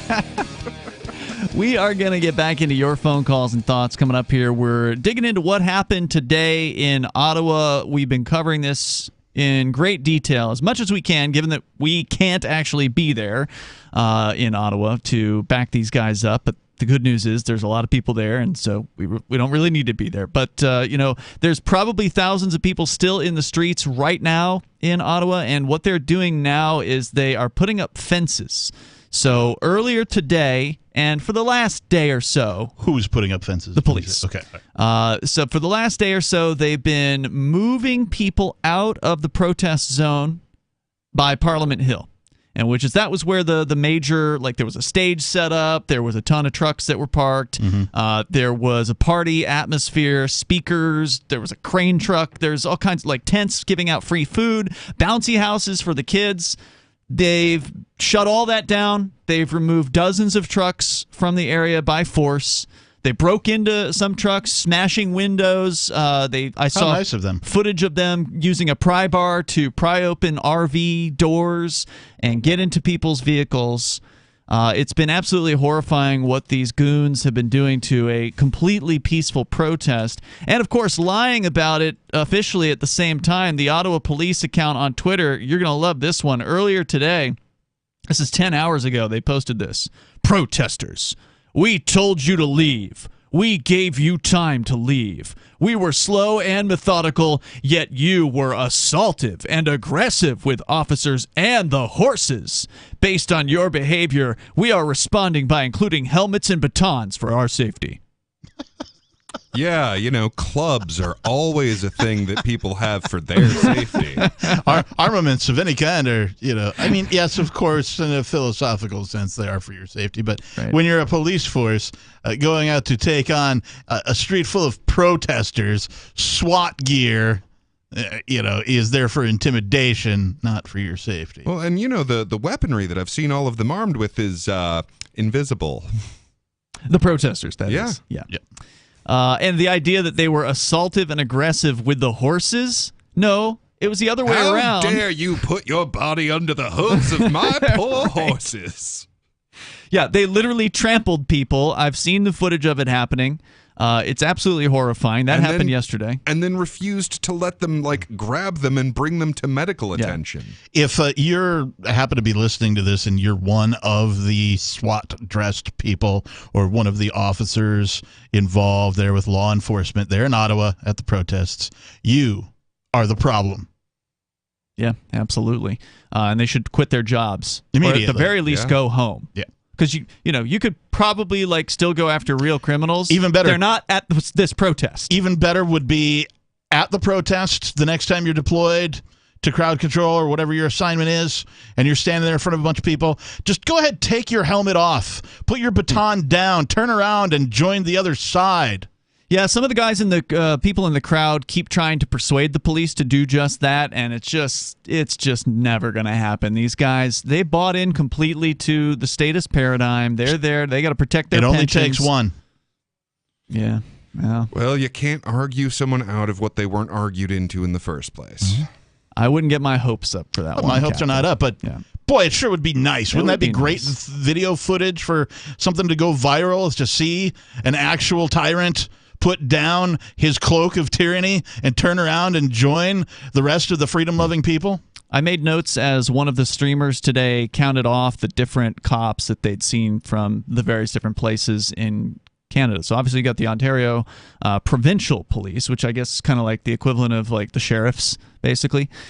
You've got the Edmonton police. That's from all the way over in Alberta province. You've got the Quebec provincial cops, who a lot of the people on the videos were saying these are some of the most violent cops out there. The Toronto City Police, the Calgary Police. Who's left to protect all these other places? Great question. Well, that's one of the things. Well, this is what happens when police leave other places to protect somewhere else. The other places do just fine without them. Well, and that was the point that nobody was making last night on the air, is the protesters need to split up. They need to, okay, let's leave. We've lost the ground in Ontario. Decentralize. Yeah, let's hit the cities and give them a tough time elsewhere. Yeah, if you're going to fight for peace, maybe don't make yourself such a target. Well, I mean, there's not a lot I have as far as criticism of this protest. It's been a tremendous success. Well, I agree, but I mean, like, you have stayed in one place doing one thing for long enough for them to start adapting. Yes, so that's like, true. You got to get back on your toes, put your head back on a swivel. I love nobody's idea of, like, I mean, obviously most of the people are going to stay here anyway, but like, send a contingent to some other city to like maybe rally some other peace lovers. All right, and do it now while there's no cops there. Right. If your measure of success is did they get a lot of press and a lot of attention, then sure, it's been a raving success. Yeah. If the idea of success is they get Trudeau to step down and lift all the mandates, that hasn't happened yet. Well, the mandates are being lifted supposedly. And I mean, a lot of the stuff is being lifted not only in Canada, but everywhere else. I mean, like, and it's just little things here and there. Like, I mean, the IRS has pulled back on their like biometric facial identification stuff, and like just little things. Yeah, I know.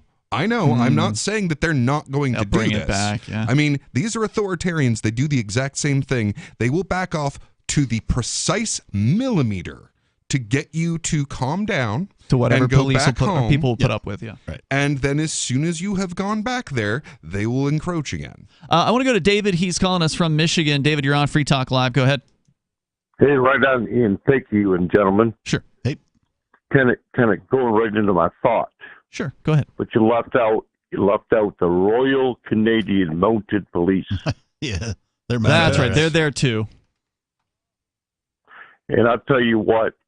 Let me ask you guys this, and excuse my voice, I got a little rough throat, but evidently here in the U.S., the truckers are starting to mount up themselves and head to Washington. How is Biden and his so-called crew going to handle that with all his on his plate? I'd love to see it happen. What I don't like is the whole Canadian thing has given time for Biden's advisors, because we know Biden's an idiot, given time for Biden's advisors to sort of think about what they might do if this were to happen to somewhere like D.C. or some big city or whatever. So, heck, guys, they can't get through the Roman numerals in the pretext of what is to be done. Look what he's happening in Europe. Now, just across the creek in Canada. I'm Michigan, about an hour from Detroit. Yep. And I'll tell you, Windsor, just last week, we're all automotive here in Jackson. We supply parts, ship them down I-94, cross the Ambassador Bridge, and look at the tyrants there. And look, he's not going to step down. Are you kidding me? Yeah, well, he's definitely not going to step down. The police are coming in hard and heavy. David, thanks for the call tonight. I appreciate hearing from you. And we'll see what happens in the U.S. if it actually transpires. It's supposedly going to start Wednesday. We'll see about that. Free Talk Live's video archives have been on LBRY for years. LBRY is an uncensorable, decentralized, blockchain-based media sharing protocol, and we're big fans of it here on Free Talk Live. In 2020, LBRY launched Odyssey, a video sharing website to compete with YouTube, and it's really taking off, now with over 1 million channels, many of whom are disaffected YouTube creators. During YouTube's crackdown for not towing the government line on COVID, the Free Talk Live YouTube channel started receiving strikes and could be completely taken down at any moment. Thankfully, Odyssey started offering live streaming, so we're now streaming live every night and posting our video archives permanently to Odyssey. You can watch live or anytime on our Odyssey channel by visiting video.freetalklive.com. If you want to go all in, download the desktop app at lbry.com, and then every video archive you watch, you'll help seed and keep it online forever. At minimum, we ask you visit video.freetalklive.com and follow us on Odyssey today. video.freetalklive.com. From Feature Story News in Washington, I'm Simon Marks with the Week in Review. And the week ended with tensions rising dramatically over Ukraine, President Biden saying he now believes Vladimir Putin has decided to invade. You are convinced that President Putin is going to invade Ukraine. Is that what you just said a few moments ago? Yes, I did. Yes. Diplomacy off the table then? No. Until he does, diplomacy is always a possibility. He was speaking after crisis talks with European leaders. The entire week was consumed by diplomatic efforts to defuse the crisis after the US said the Russians were lying when they claimed to be withdrawing troops from the Ukrainian border. Pentagon spokesman John Kirby on Monday. I would just say this. Should he choose to invade again, he is doing all the things you would expect him to do to make sure he's ready for that option. And Secretary of State Antony Blinken at the UN Security Council on Thursday. The information I presented here is validated by what we've seen unfolding in plain sight before our eyes for months. He's agreed to meet the Russian foreign minister next week in Europe, but only if no invasion of Ukraine occurs before then. Northern Europe got hit by record-breaking storms at the end of the week. Winds of up to 150 kilometres per hour were recorded in some parts of Germany. FSN's Trent Murray hunkered down in FSN's Berlin bureau. Train operator Deutsche Bahn has cancelled many long-distance services, while fallen trees have caused travel disruption on the roads. In Bavaria, around 10,000 homes have been left without power because of downed power lines, while at Berlin International Airport, passengers faced delays as authorities said it was unsafe to board aircraft due to the winds. And in Britain, part of the roof of the Millennium Dome in London was ripped off by Storm Eunice. Donald Trump had a difficult week. His accounting firm dropped him as a client, telling New York investigators the Trump Organization's financial filings for the last 10 years could no longer be viewed as reliable. On Friday, the National Archives said it had found classified material in boxes of presidential papers that made their way to the former president's Mar-a-Lago estate, not the archives themselves. Canadian Prime Minister Justin Trudeau invoked the country's Emergencies Act for the first time, saying he needed its additional power to deal with protesting truckers besieging Ottawa. By Friday night, protest leaders had been arrested and the police were clearing the streets as a fevered debate about civil liberties raged in Canada. 9 families who lost 6 and 7-year-old children in the 2012 Sandy Hook Elementary School shooting in Connecticut won a $73 million payout from Remington. It becomes the first gun manufacturer ever held responsible for the murderous actions a shooter committed with one of their weapons. From bureaus worldwide, this is FS. We're still not sure why you'd want to watch, but our video feed is streaming nightly for free at cam.freetalklive.com.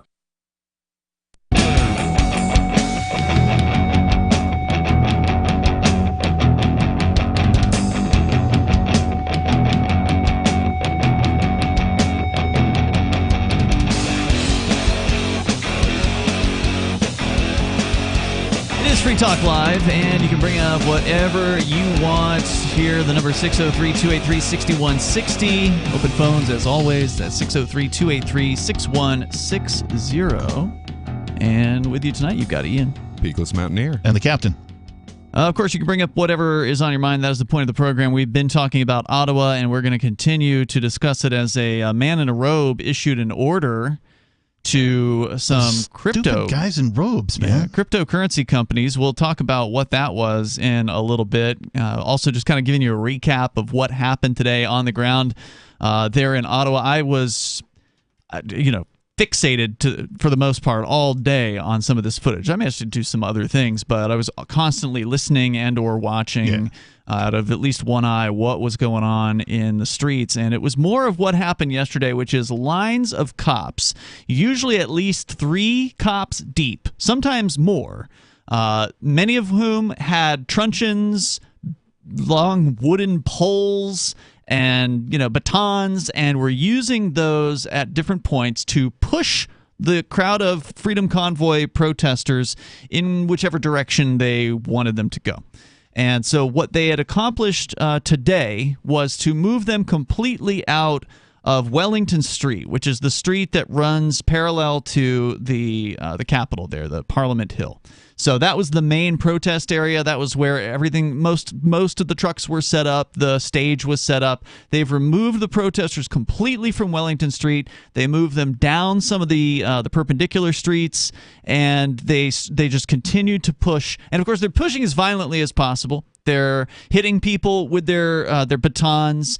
The Dan Dix from Press for Truth was knocked down by the police, jabbed in the ribs. A woman from Rebel News, Alexandra, I believe is her name. She was also attacked. She was shot, she believes, with a gas canister, even though the police claim they weren't using gas. But she was shot in the leg with something by the police, and that caused her quite a bit of pain. Do you know this area that they've cleared? Does that happen to be where the politicians go to work and stuff? Yes, Parliament Hill. Yeah. That is where they are. I'm just saying because they're not clearing any other space, right? They're clearing the politicians are bothered when they look out their office window by the protesters, and so they've said, we don't want to see that unsightly rubbish.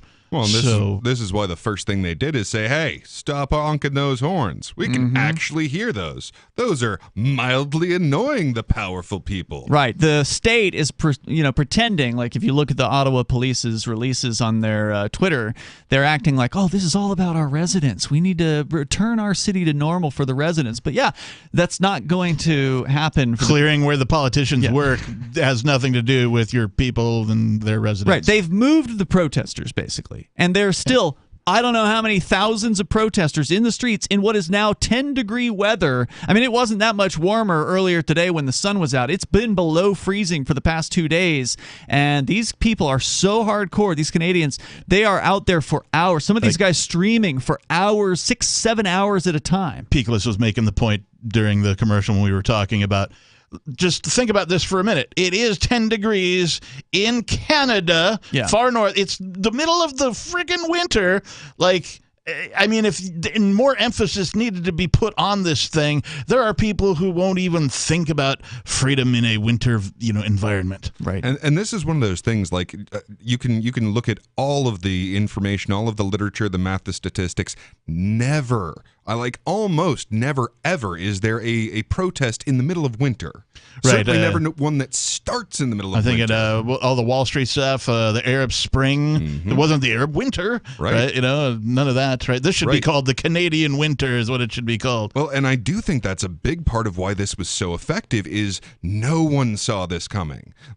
People don't protest in the middle of winter. Yeah. Canadians are generally very agreeable people.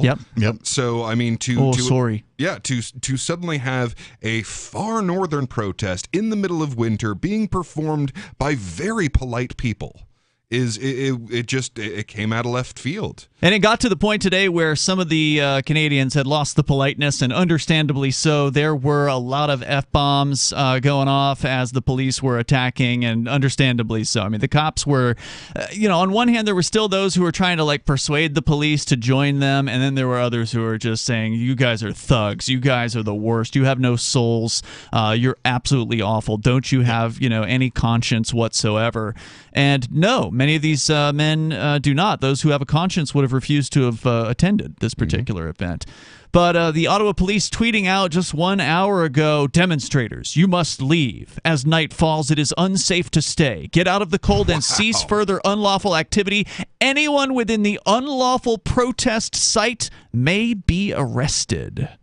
And I presume when they talk about the unlawful protest site... do you have designated lawful protest areas? Yeah, I don't know. I don't know if they're talking about... I honestly would not be surprised. I mean, I remember back when there were a lot of anti-war rallies, back during the Obama days, they specifically had this within these chain link fences. This is the free speech zone. And they literally now have not chain link fences, but they have large fence like industrial kind of fencing that they brought in to cordon these protesters into a certain area. I don't know how many streets they're in right now, but footage I'm watching from Travel Fund 69. They're wrangling the cattle. Yes, what they're that's doing. exactly what they've done. The cattle. They've set up the cage for the cattle. Brought in some sheepdogs.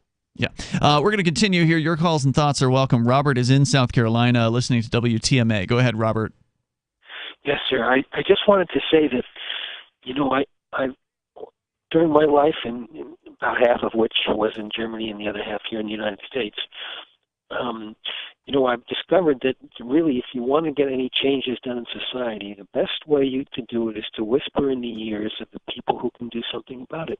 And usually they'll just grunt a little bit, and the next time you look in the law book, it's changed to the way you had recommended. I have no idea what you're talking about. Give me an example of you accomplishing this here in the United States. Well, let me think for a second now. Well, I can give you a contrary example of doing absolutely none of that. So we libertarians have for a very long time been chanting, "End the Fed." Mm-hmm. And I'll tell you one thing, we weren't going to end that through whispering in the right ear. We weren't going to end that even through getting the right favor in the right person. No, we're ending that because we're going around it. We are forming an alternative system where we do not rely on the tyrants. But Robert's full of it, but I want to give him a chance to answer the captain's question. So go ahead. Give us an example. Well, okay. Let me try to think. If you wanted, for example, a building permit, you go to the right to build to the board, and then if it doesn't work out, you talk to the individual members of the board and see why they wouldn't give you the building permit to have a commercial building, let's say in an area that could be residential or commercial, and then see what they have to say, and then we'll talk about the things that could be done with the property to make sure it looks nicely that it could be that it looks nice in a residential area. That's not what you told us. Is this something that you yourself did?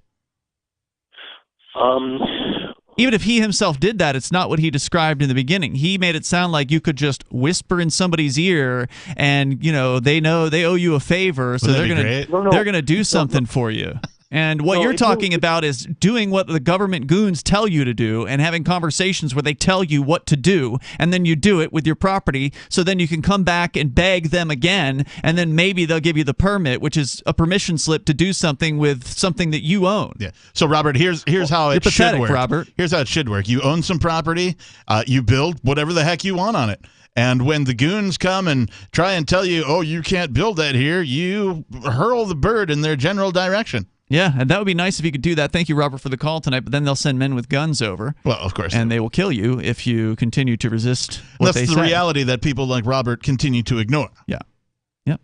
Just because it's hiding behind this thin veil of bureaucracy doesn't mean that it's not deadly. Yeah, they first send you a letter, so it's totally fine with it. It is important to remember, though, that is the world that we're building, is where your property rights actually matter, and no one can just walk in and say, I own that. We got more coming up. You can share your thoughts with us. The number 603-283-6160, whether it's on Ottawa or obedience, the police state, or whatever is on your mind. It is a live Saturday show. This is Free Talk Live. You can join us here. Free Talk Live. I'm a supporter of law enforcement, and my boyfriend's a police officer. What if there was a law passed that made cigarettes illegal? Would you also support your boyfriend going and raiding people's homes and businesses because they had some black market cigarettes? Enforce laws if people are smoking cigarettes and they're not supposed to be?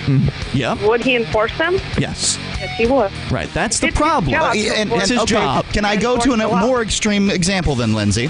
What if it was like Nazi Germany in 1939 and Jews were illegal?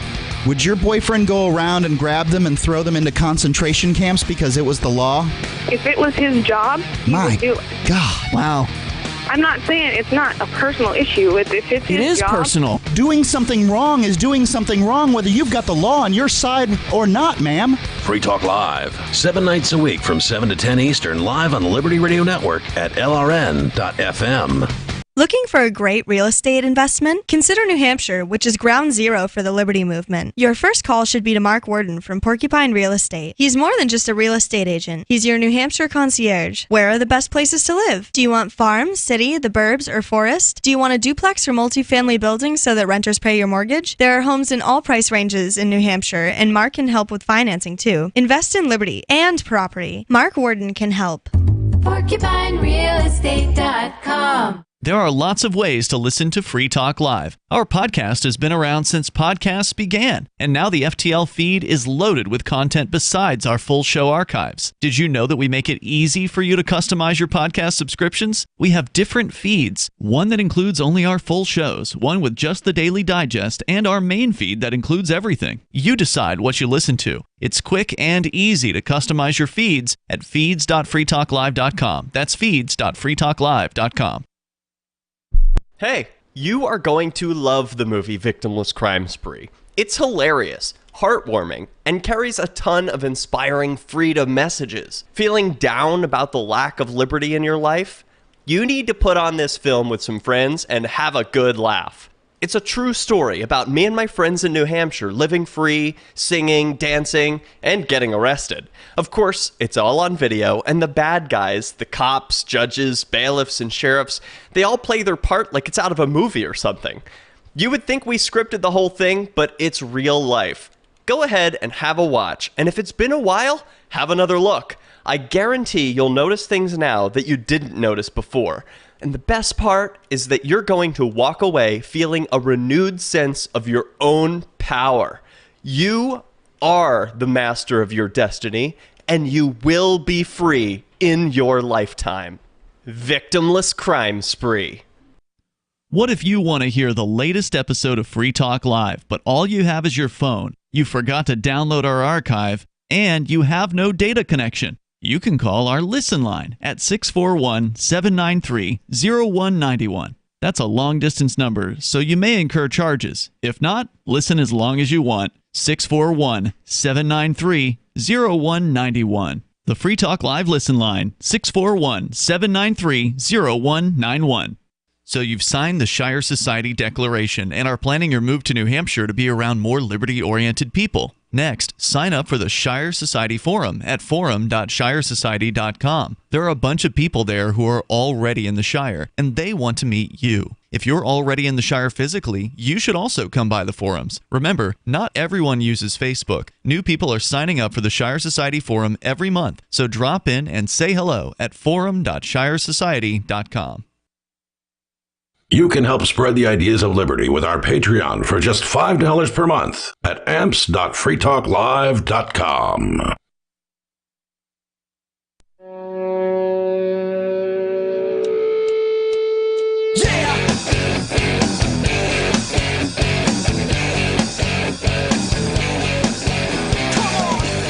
It is Free Talk Live, and you can bring up whatever you want. The number here is 603-283-6160. That's 603-283-6160. In the studio tonight, you've got Ian, Peakless Mountaineer, and the Captain. We are talking about what has been happening and what is continuing to happen in the city of Ottawa, Canada, the capital city there, where for 3 solid weeks there have been protesters in the downtown area surrounding the Parliament Hill. However, now they have been moved away from Parliament Hill as the Canadian goon squads have come in from all across the country. I don't know how many hundreds or thousands of shock troops they have there, but they're armed with batons, they're armed with gas canisters, they're armed with pepper spray, and I definitely saw them on the various different streams. There's a ton of people streaming live video onto various different platforms out there, but I definitely saw pepper spray being used against peaceful protesters today, and I definitely saw people getting beaten basically with these sticks. Not like Rodney King style per se, but being checked with them real hard and hitting the ribs and knocking people down. And it's been a pretty violent day on the part of the police. The protesters, of course, have remained completely peaceful despite what the police are saying. So there's what the mainstream media is saying, which is whatever the police say. So the police lie, and then the mainstream media goes ahead and parrots those lies. We've been following this situation as it develops. Right now, the protesters have been moved off of Wellington Street, which is the area in front of Parliament Hill, into some of the side streets. They've been pushed down at least a block down these side streets. And now that it's nighttime, the police have to go home and sleep, right? So this is what they did last night as well. They erect these large fences, and then they cut the police force down. So there's still some cops. There's the overnight cops, and of course, probably the number of protesters tends to go down too. And what was that thing they were saying about, like, it's going to get dangerous here at night? Yeah, they were threatening. The police were threatening the people on. It makes you wonder, like these graveyard, SWAT police, whatever. What did they do wrong to get this assignment, right? There's got to be like the guys in their department who are, they're either new and they're being hazed, or they screwed up on the job somehow, and they're like, all right, Reynolds, you're on third shift SWAT duty. Honestly, though, this shift is probably the easiest shift because the protesters are penned in now. Earlier in the day, it was literally ranks of cops, like 2 or 3 cops deep, holding back the masses from moving back into the main protest area. Now they've literally got 10-foot high fences that have been set up, and basically they're shooting at people. Get in your cages. Yeah, they're basically shooting at people if they come and threaten to take the fences down. So Edwin Lundstrom says they were releasing gas just prior to him mentioning it earlier. He says, although it may be pepper balls, so it sounds to me like anybody that's threatening to come at those fences, they are using weaponry against them. If you're listening to this program and you are an experienced cattle rancher who perhaps is well-spoken and can tell us the difference between what they're doing here in Canada and what you do to wrangle cattle, 603-283-6160. We're going to continue here, but we got River Dave on the line. He's in New Hampshire calling us from the river. River Dave. Hey, guys. Good to hear you. Hey, Dave. Hey, I'm sitting in a tent right now that's on the side of my woodshed because they burned my camp down. You guys know that. Yep. Yeah, I know you were calling about your camp and all that. I'm just curious. I know you do a lot of listening to the radio, River Dave. You don't have internet out there. Have you heard any reporting in the mainstream media on what's happening there in Ottawa? Yes, I have. I've been listening to the radio a lot. And it's good of you guys keeping it up. I jump around every time they get a commercial on somewhere. I go to a different station, so I don't listen to anybody regular. I think you guys got a good station there. I wish they would put the Peter St. James on there more hours. But I'm curious as to what the mainstream media has been saying. What have you been hearing about the situation in Ottawa on, the news or whatever? So much propaganda that I just don't. It just completely almost makes you want to puke. Mm-hmm. These guys got a good legal reason for protesting, just like I have. I'm sitting down here. They've arrested me 7 times. Wow. And, they took me to the Concord police station, beat my head against a wall. I woke up at Concord Hospital with my thumb ripped pretty near off. I'm an old man, and I had handcuffs on in the Concord Police Department. Did that to an old man. How long ago was this incident with Concord? This was probably 10, 12 years ago. Oh, wow. It was, see, I started filming this sludge business back in the late 90s, so I've been fighting with these people since the 90s. It's been a continuous battle. And it's the worst to do something like that when you're all alone. I mean, you don't have dozens of people backing you up. You're literally all by yourself out there. That is absolutely true, but that is the very, very best part of it because I don't get anybody else in trouble. That's what I tell everybody. It's one way to look at it. Tend to support me, but don't give your name. Tell them, old Dave did it. Well, it's also interesting, too, because they can't go and say, threaten somebody that Dave is really close to if he's such a lone wolf. That's why I try to stay away from my good friends because I don't want to get them in. Hey, anyway, I wanted to let you know I had a professional photographer come and take pictures of those buried tires. They're under snow right now. What I'm wondering is just how illegal is it to have several thousand car tires buried in your backyard? Probably not very legal would be my guess. This is Fish and Game's land, and they've got two 36-inch culverts about 80 feet long in the wetlands with absolutely no permits. And they're finding they want to arrest me again and make me clean up the mess where they burned my camp. I got to go to court again March 7th. Oh my God! Yep. So, insane. Well, of course, they'll never enforce the law on themselves. Even if you catch them.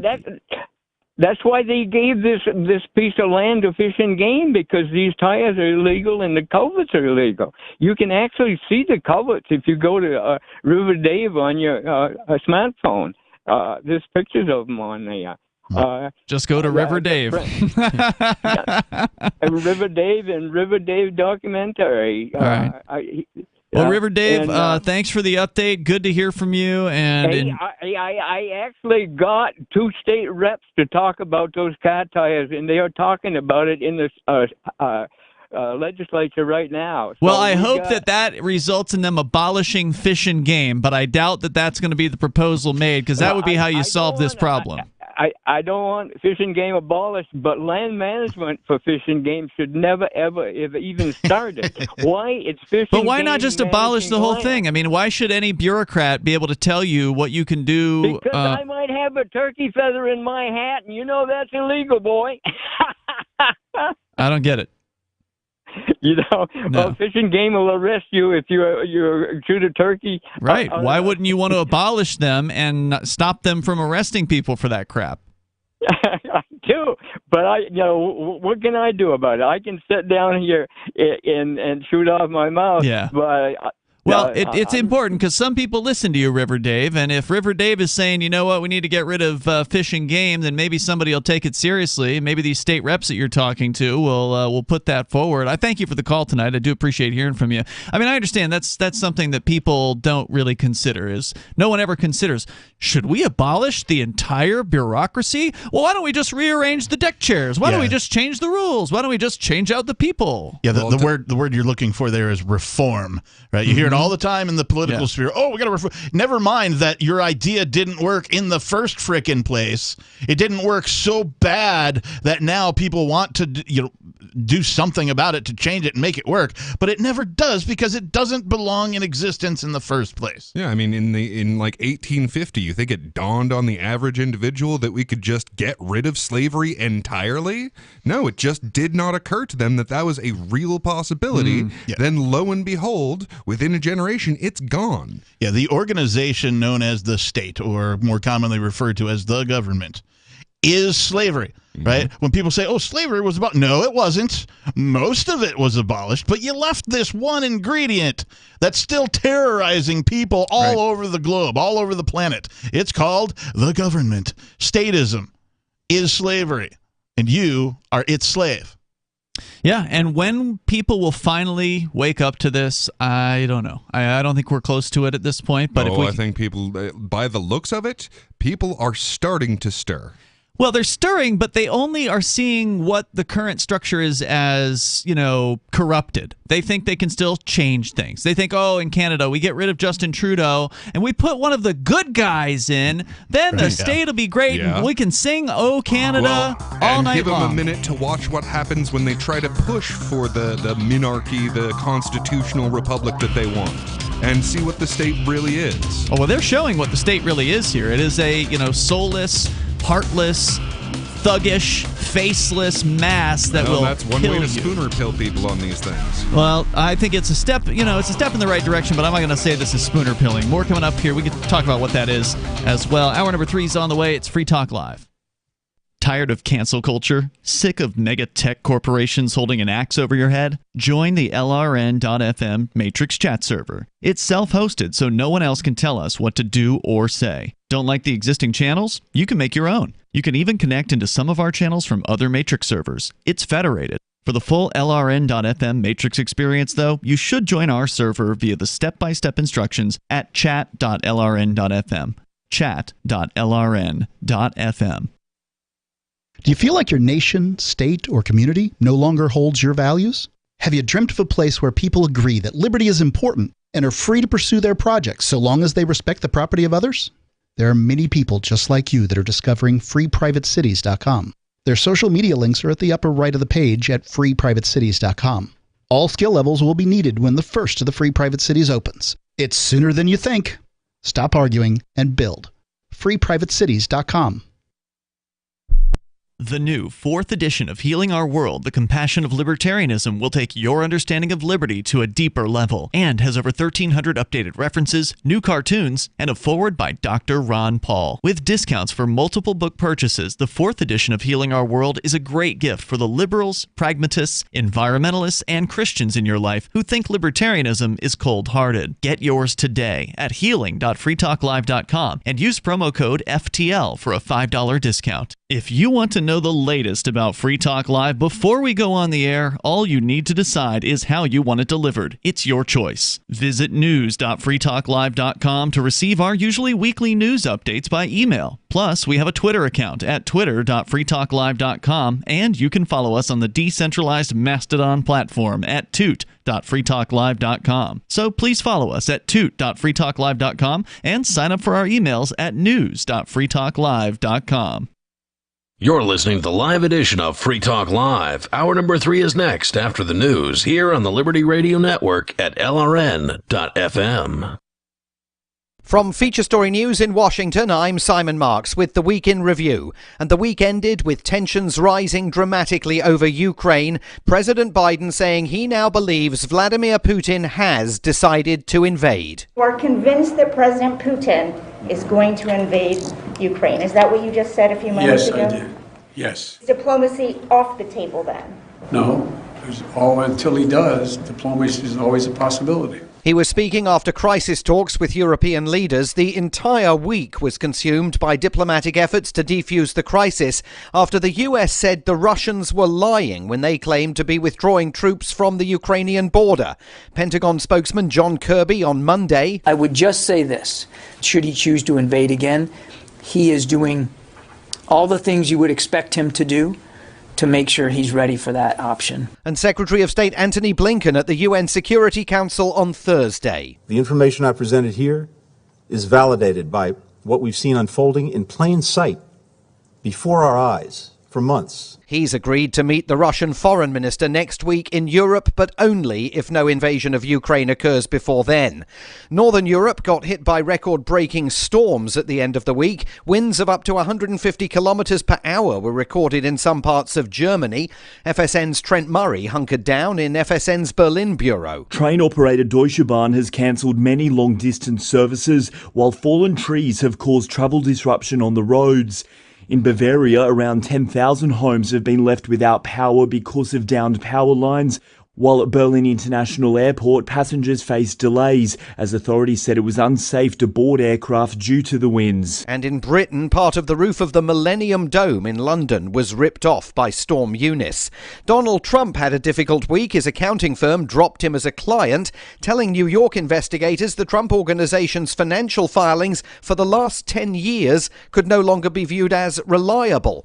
On Friday, the National Archives said it had found classified material in boxes of presidential papers that made their way to the former president's Mar-a-Lago estate, not the archives themselves.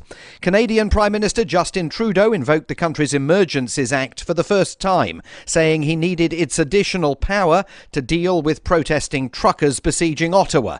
By Friday night, protest leaders had been arrested and the police were clearing the streets as a fevered debate about civil liberties raged in Canada. 9 families who lost 6 and 7-year-old children in the 2012 Sandy Hook Elementary School shooting in Connecticut won a $73 million payout from Remington. It becomes the first gun manufacturer ever held responsible for the murderous actions a shooter committed with one of their weapons. From bureaus worldwide, this is FSN. Ongoing tensions between Russia and Ukraine will, of course, dominate sentiment on Wall Street throughout the upcoming trading week, and traders will also be waiting for some key inflation readings towards the back end of the week. With the preview from FSN's business desk in New York, Will Denzelo. The first major piece of economic data due out this week is Tuesday's Consumer Confidence Index. It will provide traders with a sense of how the public feel about inflation, the pandemic, and the general state of the economy. Then on Friday, investors will get a chance to digest consumer spending figures for January. Spending ticked down 0.6% in December, and Wall Street analysts will be hoping for a better showing. Friday also sees the release of some key inflation figures that will be watched closely by the Federal Reserve and traders alike. This week also sees a revision for fourth quarter GDP. The week saw a bombshell announcement of a settlement in a civil lawsuit between Prince Andrew and Virginia Giuffre. Reports in London suggested the Duke of York will pay his accuser £12 million in compensation. There is no admission of wrongdoing on the Prince's part. Royal commentator Peter Hunt. People have spoken a lot about how he wanted his day in court, how Virginia Giuffre wanted her day in court, but actually her lawyer had a sort of very sophisticated interview a few weeks ago where he talked about it being resolved in a way that vindicates her, that's his client Giuffre, and vindicates the other victims.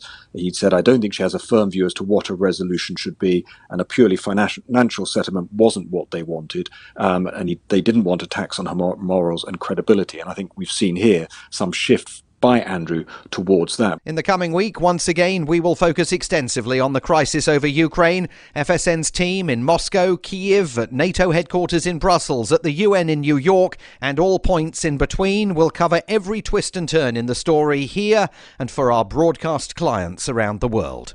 And that is the Week in Review from Feature Story News. Simon Marks reporting.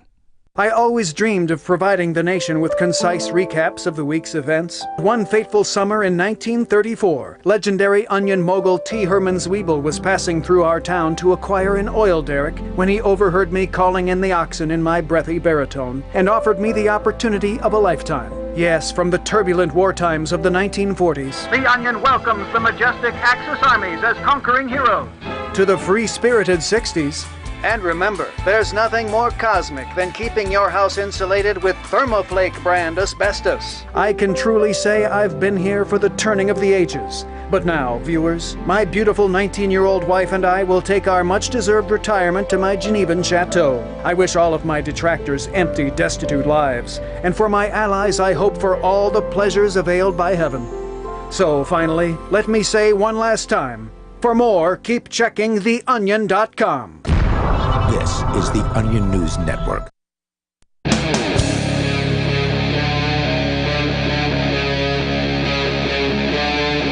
Free Talk Live.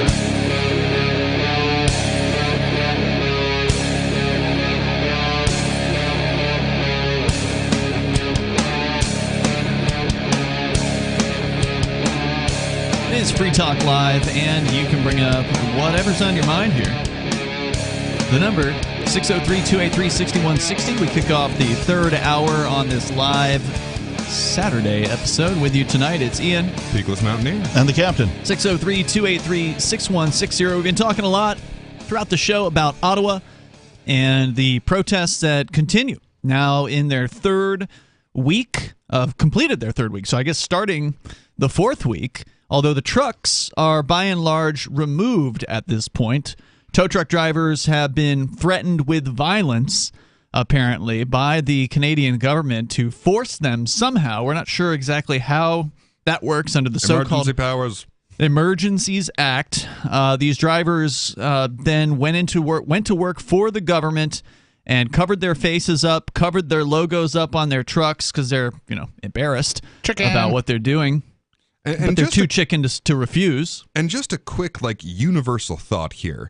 So there is this mad idea that, okay, well, we can have a normal government, but then there'll be this exception for an emergency. No. Where no rights exist, and they do whatever they want.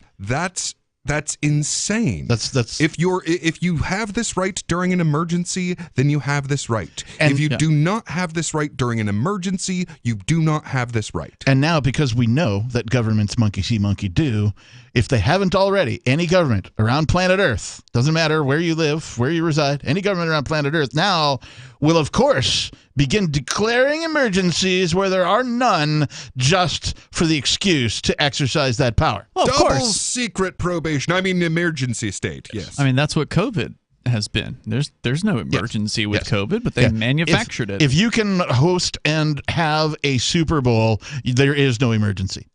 Well, and it's the same idea of like, well, we're at war. That's totally different. It's like, no. If I have these rights during war, then I have these rights. If I don't have them during war, during an emergency, during whatever weird little thing you want to make up. That's the thing about rights. They don't go away. Right. You have them as much as you exercise them. Well, whether the state will recognize them is ultimately the question, because we can believe in rights, but they just don't care what we believe in. They're going to do whatever they want to do, and they're likely going to get away with it.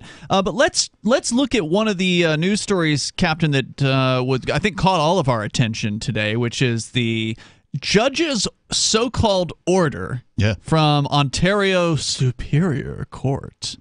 Regarding cryptocurrency addresses. Now, yesterday we discussed that the FinTrack, which is the equivalent of FinCEN here in the U.S., FinTrack is what it's called in Canada. The financial goons basically had sent out a demand to all financial regulated entities, which, banks, cryptocurrency exchanges, whoever else, and they said, "Thou shalt not do business with these people and these accounts, these cryptocurrency accounts." There were 34, most of them were Bitcoin, if I recall correctly, addresses. And there was a few other cryptocurrency addresses from other cryptos like Ethereum, and I think they even had a Monero addresses, though they could do anything about Monero. But they said, "Thou shalt not do any business." And we talked about this last night and what that meant, because the mainstream media doesn't understand cryptocurrency, and the government people, most of them don't either. Right. So they just say things, and then the mainstream media parrots it, and they say, "Oh, the government said that these crypto wallets couldn't do anything anymore." No, the government told its regulated businesses that they weren't allowed to do business with anyone in possession of those addresses. So whatever Canadian cryptocurrency exchanges there are now under court order to say, if someone tries to deposit Bitcoin from these 30-something addresses, you must refuse to accept it. Right. That's basically, or if they want to withdraw Bitcoin to one of these addresses, you must refuse to withdraw it. That's basically all that they did. But now there's more, Captain. You've got the story. Well, so I just want to say that the entities, the financial institutions where this demand was made, includes TD Canada Trust, ATB Financial, and then fundraising platforms and websites include GoFundMe, GiveSendGo, Bull Bitcoin, Tallycoin, which we know is the Bitcoin fundraising site that sort of stepped in when the first GoFundMe was shut down. BitBuy, ShakePay, Satoshi Portal, Billis, Binance Smart Chain, PancakeSwap, and a wallet called Nunchuck. I guarantee you the majority of those businesses are not even located in Canada. So this story that I have is from Coindesk.com, but I want to talk specifically about Nunchuck. Yeah, because they were which sent, I've never heard of, but it's a wallet company? They're a wallet provider. They were sent one of these letters. I don't have a copy of the letter itself. For anyone not familiar, the wallet is the piece of software that lets you interact with these blockchains to send and receive cryptocurrency. Right, without circumventing banks and governments. Right, by design. So the Ontario Superior Court of Justice asked non-custodial wallet provider Nunchuck to freeze Canadians' crypto assets with them. Oh, no, the courts don't ask. This is the... Courts don't ask. Right. They call it asking. And just another quick note. So non-custodial means it's actually the person's. It's not like put in someone else's hands. Thank Correct. you. For anybody who's dealing with cryptocurrencies, not your keys, not your coins. Not your keys, not your coins. Everybody out there in Radio Land, say it with me. Not your keys, not your coins. All right. So the wallet provider Nunchuck provided a rebuttal to the request. Right. And it's been made public. And it's pretty entertaining. So it says, "Dear Ontario Superior Court of Justice, Nunchuck is a self-custodial..." I wish they'd have put justice in quotes. Yeah, I wish they would have. Nunchuck is a self-custodial, collaborative, multi-sig Bitcoin wallet. We are a software provider, not a custodial financial intermediary. Our software is free to use, and it allows people to eliminate single points of failures and store Bitcoin in the safest way possible while preserving privacy. We do not collect any user identification information beyond an email address. We also do not hold any keys. Remember, not your keys, not your coins? Mm-hmm. All right.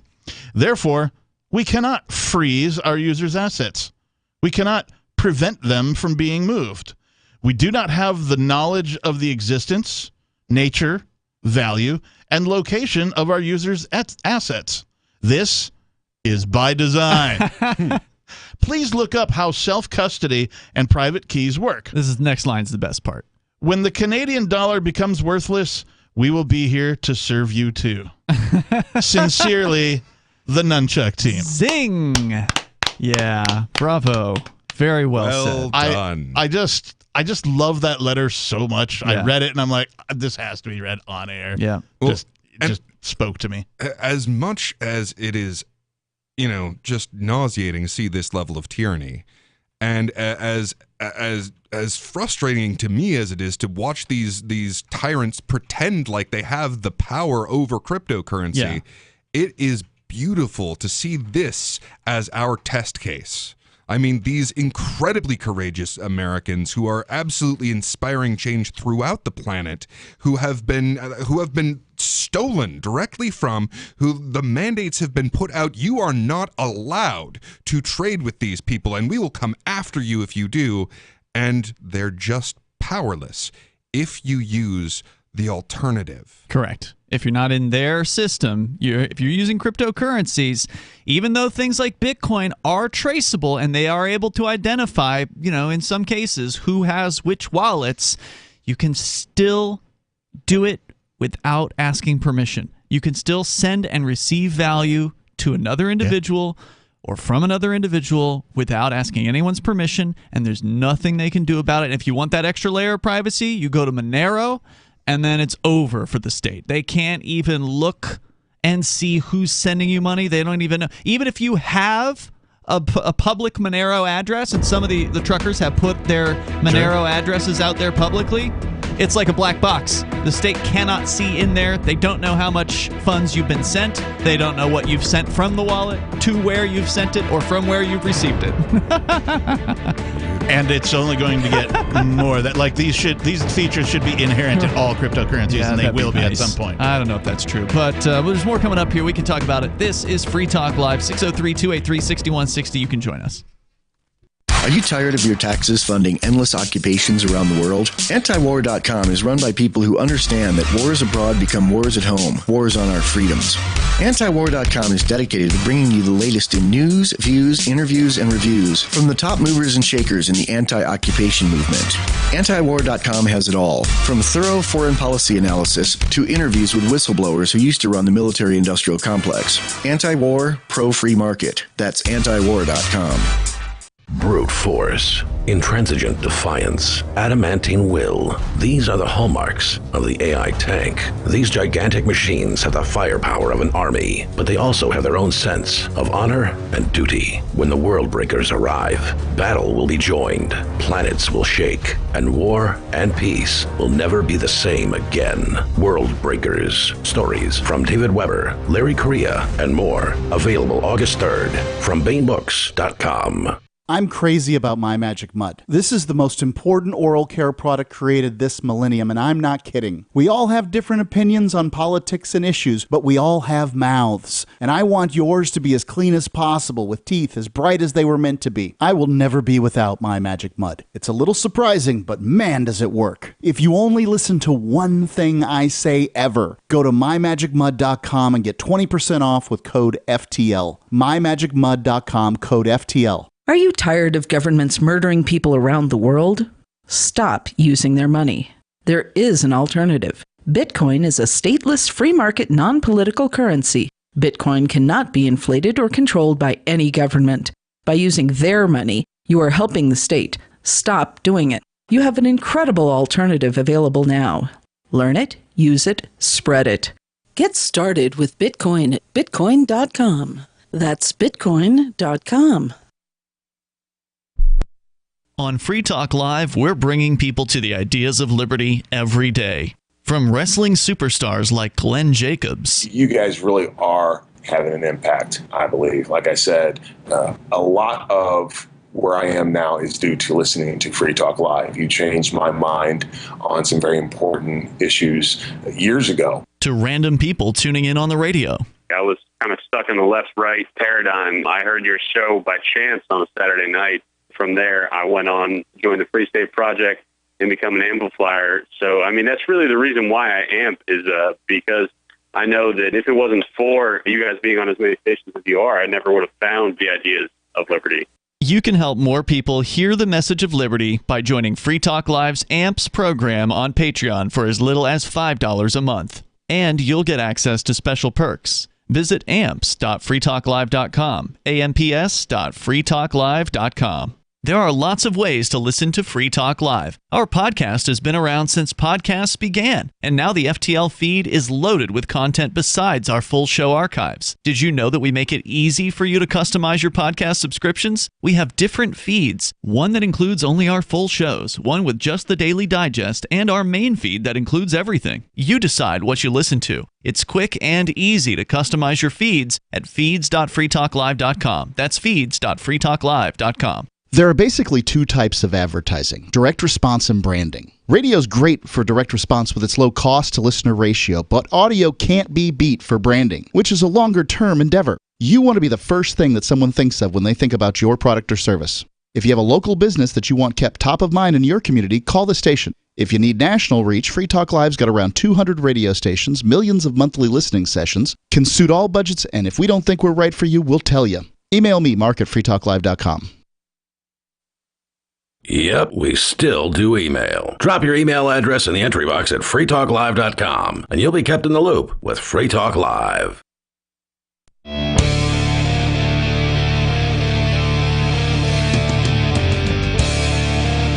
It is Free Talk Live. Phones open here. You can join us as we continue. The number is 603-283-6160. That's 603-283-6160. In the studio tonight, it's Ian, Beagles Mountaineer, and Captain Kickass. And we want you to know that you can go to Fork Fest coming up in about 4 months from now. It is a camping festival that happens after the Porcupine Freedom Festival, which is not quite sold out. I'm talking about the Porcupine Freedom Festival. It was, as of last weekend, at 82% sold out. I don't know how close it is this weekend, but it's going to be, I'm going to guess it's going to be sold out by the end of the Liberty Forum at the latest. I was making my arrangements for Pork and Fork, and I was on the Rogers Campground website, and their website is like, we're full up. Oh, yeah. We're full up. The campground is sold out. Yeah. The tickets, not yet. Right, yeah. And I did, I need to pay for it yet, but thanks to co-host Aria, I have a ticket to Pork Fest. All right, cool. So I still need to pay her. So yeah, we are expecting to broadcast Free Talk Live from both the Porcupine Freedom Festival and Fork Fest. The nice thing about Fork Fest is it doesn't have a ticket. So you don't have to worry about paying for tickets because there are none. You just have to get your RV site or your camping site or your motel room from Rogers Campground and then come on out and hang out with other liberty-minded people between the dates of June 27th through July 3rd. So June 27th through July 3rd, that will be the 6th annual Fork Fest. You can go to the unofficial Fork Fest website at forkfest.party to learn more about the event. That's forkfest.party. And I say unofficial because there's nothing official when it comes to Fork Fest. It's just a bunch of people who care about freedom hanging out in the woods. It will be a much smaller event than the Porcupine Freedom Festival. So if you want something to happen there, you need to be the one to bring it. You cannot expect other people to, provide for you. It is much more of a kind of decentralized event. So if there's something you want to see happen, whether it's a poker table or a cookout or whatever, you got to do that. I mean this in the clinical term of the word pretentious. Fork Fest is less pretentious than Pork Fest, right? Porcupine Freedom Festival, there's like scheduled things, and things are going to happen at this time and over here in this area. Whereas Fork Fest is a little more easygoing, shall we say, with things of that nature. Fully decentralized and nearly permissionless. Yes. Indeed, except for the permission of the campground itself, Exactly. from which you do need to rent a space. Exactly, but you don't have some organization that you have to ask for permission to have an event there. Correct. So do what you want. head over to forkfest.party and mark your calendar June 27th through July 3rd.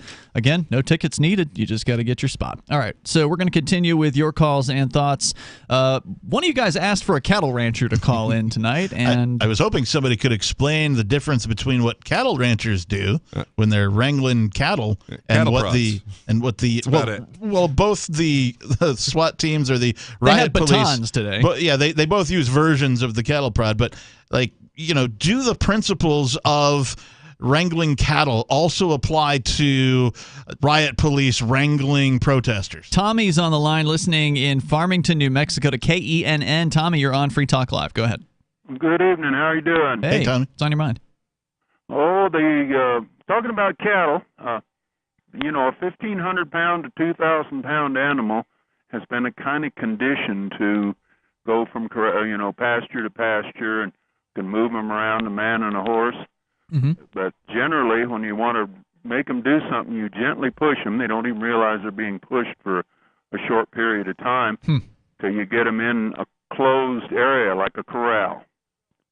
And once they're in that corral, you can start to separate the bulls from the cows, separate the calves out, and then individually you can vaccinate them, you can earmark them, you can brand them, you can castrate them, you can vaccinate the cows, and you do that because they get them convinced in, and the fact that they're buffaloed to think that they don't really know their strength. An animal that powerful, if they knew their strength, could actually take down a man and a horse very, very easily. What a fantastic metaphor that is. Wow. Very interesting. It kind of looks like, herding cattle is just like herding people, putting them in an enclosure and then picking them out one at a time and doing what you want to do with them. That's kind of what they were doing in Ottawa, where they would push the crowd of the peaceful protesters back and, of course, pick off a few. And then they'd go and, arrest them and then release them somewhere else. Like. Mm-hmm. Yeah. I mean, honestly, I think we are pressing the definition of metaphor. Simile? No, wait, what are we looking at? I'm pretty sure this isn't like it. This isn't a similarity, a reflection. No, this is what this is. Do you suppose this is tax livestock management? Mm-hmm. Well, livestock management, exactly. So you're a rancher. I'm sorry, what was it called? Tommy, you're a rancher. Do ranchers? I don't know if you're like modernized with ranching, but are there like software programs that ranchers buy now that didn't exist 30 years ago and that kind of thing? Is there software for doing this? There is available. I don't happen to use them, but we let the bulls breed the cows naturally. Because say when we got them in the corral, we use the shock probes to make them go where they don't want to go. Yeah. Okay. But, the cow is still basically just kind of not really knowing what they're capable of doing if they really wanted to resist. That's true of humans as well, right? Like they exactly. I think it really is. Yeah. Yeah, I know that the metaphor that has been used for a long time is that if you have a bunch of cows, we're talking dairy cows, milk-giving cows, and you put them just in a barn all the time and just make them stand there and lay down whenever and just feed them, that they'll actually stop giving milk at some point because they're so isolated and they're not allowed to move. But if you give them the illusion of freedom, that is to say you let them out of the barn, let them roam around the field for a while, eat some grass and that kind of thing, that suddenly they still get more productive. They're more productive, and I assume that's true. That is very true. Definitely, there's a mindset in that particular thing. You move them from pasture to pasture where there's fresh grass, and they think, oh, we're going to be moved to something good. Mm-hmm. And then, we're already in this funnel that's getting into this corral. And this is how I look at, like the presidential election. Right, they're just moving you to a different area, different pasture. Oh, the grass is greener over here, everybody. Right. Look, the grass is greener. Absolutely, thinking that it's better, and so we're pleasured, and we're happy. We think we're happy when something's going on that we don't even know about that's sinister. Tommy, great call, man. Anything else you want to share with us tonight? No, that's the thing. I listen to you real regular, have for a long time. Always enjoy the show. You never know what's going to come on from day to day. That's true. That's what we like here on Free Talk Live. Thanks for the call tonight. Great. Definitely appreciate it. That's exactly what you were looking for, wasn't it? Fantastic call. So I'd like to make two quick notes since I do actually have some experience on this. On cattle ranching? Yeah. Okay. Yeah, like I said. You're a Colorado kid. Yeah, well, and generations of cowboy. So, I mean, one of the things that you'll do to sort of reinforce certain behaviors with cattle is you'll grain them, because a grain is a delicious form of nutrition to them. And that is very much like the bribes that you can get to, like the police. And I mean, he was mentioning a cattle prod for like when they really do not want to move. So that is it's an electrical device that causes pain to them. Sure. And that is absolutely the same thing as when they are hitting them with these beanbag rounds, stun gun. Yeah, well, I mean, stun gun's a little different because like that actually like incapacitates you. It can. Well, they have pepper balls. Exactly, the pepper balls. They have the pepper LRAD, spray. which is the long distance radar. I don't know what it stands for, but it's like the high pitched frequencies that can really battalions of riot police with rubber bullet kisses, baton courtesy, service with a smile. Yeah, and these are cattle prods are always on a stick, so you can maintain a certain amount of distance. Which, I mean, it's through the same fence kind if of you technology. need to, right? Right. All right, more coming up here. The number here is 603-283-6160, as thousands of protesters are currently fenced in, it looks like, or at least partially, in Ottawa. More coming up. If you want to bring more liberty into your community, there's something you should see. Intercoin, the movement you might want to join. If you like Bitcoin, break through. It's true. It's truly something new. If you'd like to see real prosperity, start your own currency, boost the economy. Intercoin, the movement you might want to join. If you like Bitcoin, its impact's hard to overstate, results you can appreciate. If you're tired of relying on the state, want to make your own community great, homelessness and hunger to eliminate, let the wealth accumulate. Don't wait for the growth rate to accelerate. Go to intercoin.org and get the coins for yourself. From Feature Story News in Washington, I'm Simon Marks with the Week in Review. And the week ended with tensions rising dramatically over Ukraine. President Biden saying he now believes Vladimir Putin has decided to invade. We're convinced that President Putin is going to invade Ukraine. Is that what you just said a few moments ago? Yes, I did. Yes. Diplomacy off the table then? No. Until he does, diplomacy is always a possibility. He was speaking after crisis talks with European leaders. The entire week was consumed by diplomatic efforts to defuse the crisis after the US said the Russians were lying when they claimed to be withdrawing troops from the Ukrainian border. Pentagon spokesman John Kirby on Monday. I would just say this. Should he choose to invade again, he is doing all the things you would expect him to do to make sure he's ready for that option. And Secretary of State Antony Blinken at the UN Security Council on Thursday. The information I presented here is validated by what we've seen unfolding in plain sight before our eyes for months. He's agreed to meet the Russian foreign minister next week in Europe, but only if no invasion of Ukraine occurs before then. Northern Europe got hit by record-breaking storms at the end of the week. Winds of up to 150 kilometres per hour were recorded in some parts of Germany. FSN's Trent Murray hunkered down in FSN's Berlin bureau. Train operator Deutsche Bahn has cancelled many long-distance services, while fallen trees have caused travel disruption on the roads.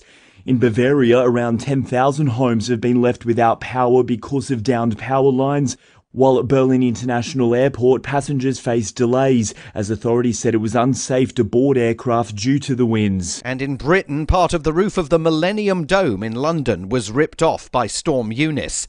Donald Trump had a difficult week. His accounting firm dropped him as a client, telling New York investigators the Trump Organization's financial filings for the last 10 years could no longer be viewed as reliable. On Friday, the National Archives said it had found classified material in boxes of presidential papers that made their way to the former president's Mar-a-Lago estate, not the archives themselves. Canadian Prime Minister Justin Trudeau invoked the country's Emergencies Act for the first time, saying he needed its additional power to deal with protesting truckers besieging Ottawa. By Friday night, protest leaders had been arrested and the police were clearing the streets as a fevered debate about civil liberties raged in Canada. 9 families who lost 6 and 7-year-old children in the 2012 Sandy Hook Elementary School shooting in Connecticut won a $73 million payout from Remington. It becomes the first gun manufacturer ever held responsible for the murderous actions a shooter committed with one of their weapons. From bureaus worldwide, this is FS. Got Telegram? You can follow our channel there and discuss show prep with other listeners at telegram.freetalklive.com. It's Free Talk Live. Phones open if you want to join us. The number 603-283-6160. 603-283-6160. It's Ian Peakless Mountaineer and Captain Kickass in the studio. And of course, you can bring up anything that's on your mind. Ottawa is on my mind. I've been watching video from various different streamers there throughout the last 2 days, because the last 2 days have been the crackdown, where a ton of armor-wearing cops with clubs and bludgeons and tanks and all kinds of toys. I refer to them as the largest gang in Canada. Yep. They got the gang together. And they came in pretty hard on these protesters, doing as much damage as they could. I think they might have killed one lady. They trampled her with a horse. They trampled more than one person with a horse in at least one clip that I saw. But then later, in a release on their Twitter account, the Ottawa police claimed that it was the protesters who were giving their horses trouble. And, of course, the opposite was true. I mean, these guys would ride through. You got your kidney all over my baton. They would got your chocolate and my peanut butter. They would ride through with at least, 6, maybe more horsemen.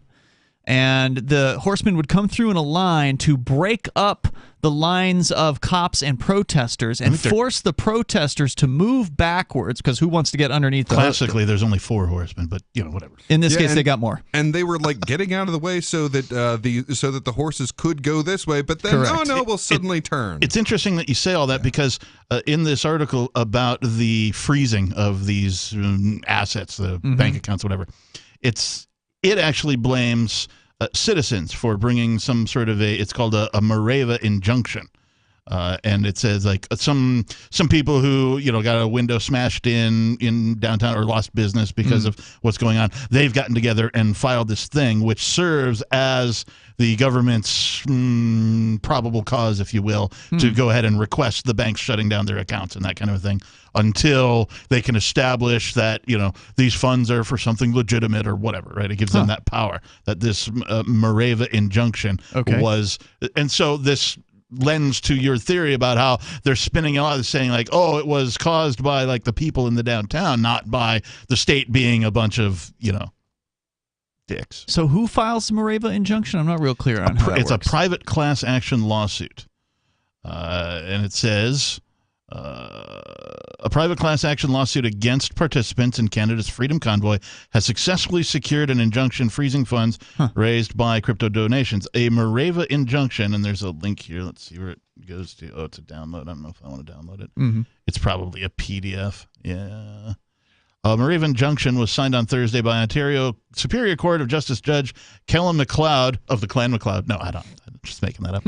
And freezes crypto assets of more than 120, and then it just goes on. So they don't. Yeah, apparently it's a type of court order in England, which, of course, the Canadian system comes from. Correct. It is a interlocutory relief designed to freeze the assets of a defendant in so-called appropriate circumstances pending determination of the plaintiff's claim. So it's basically, we have a claim against this person, and the court goes ahead and says, all right, freeze all their assets until we figure this court case out. And according to this, the respondents have a week to respond to the court explaining what their assets are for, whether they own the assets, and to, quote, submit to an examination under oath, unquote. Wow.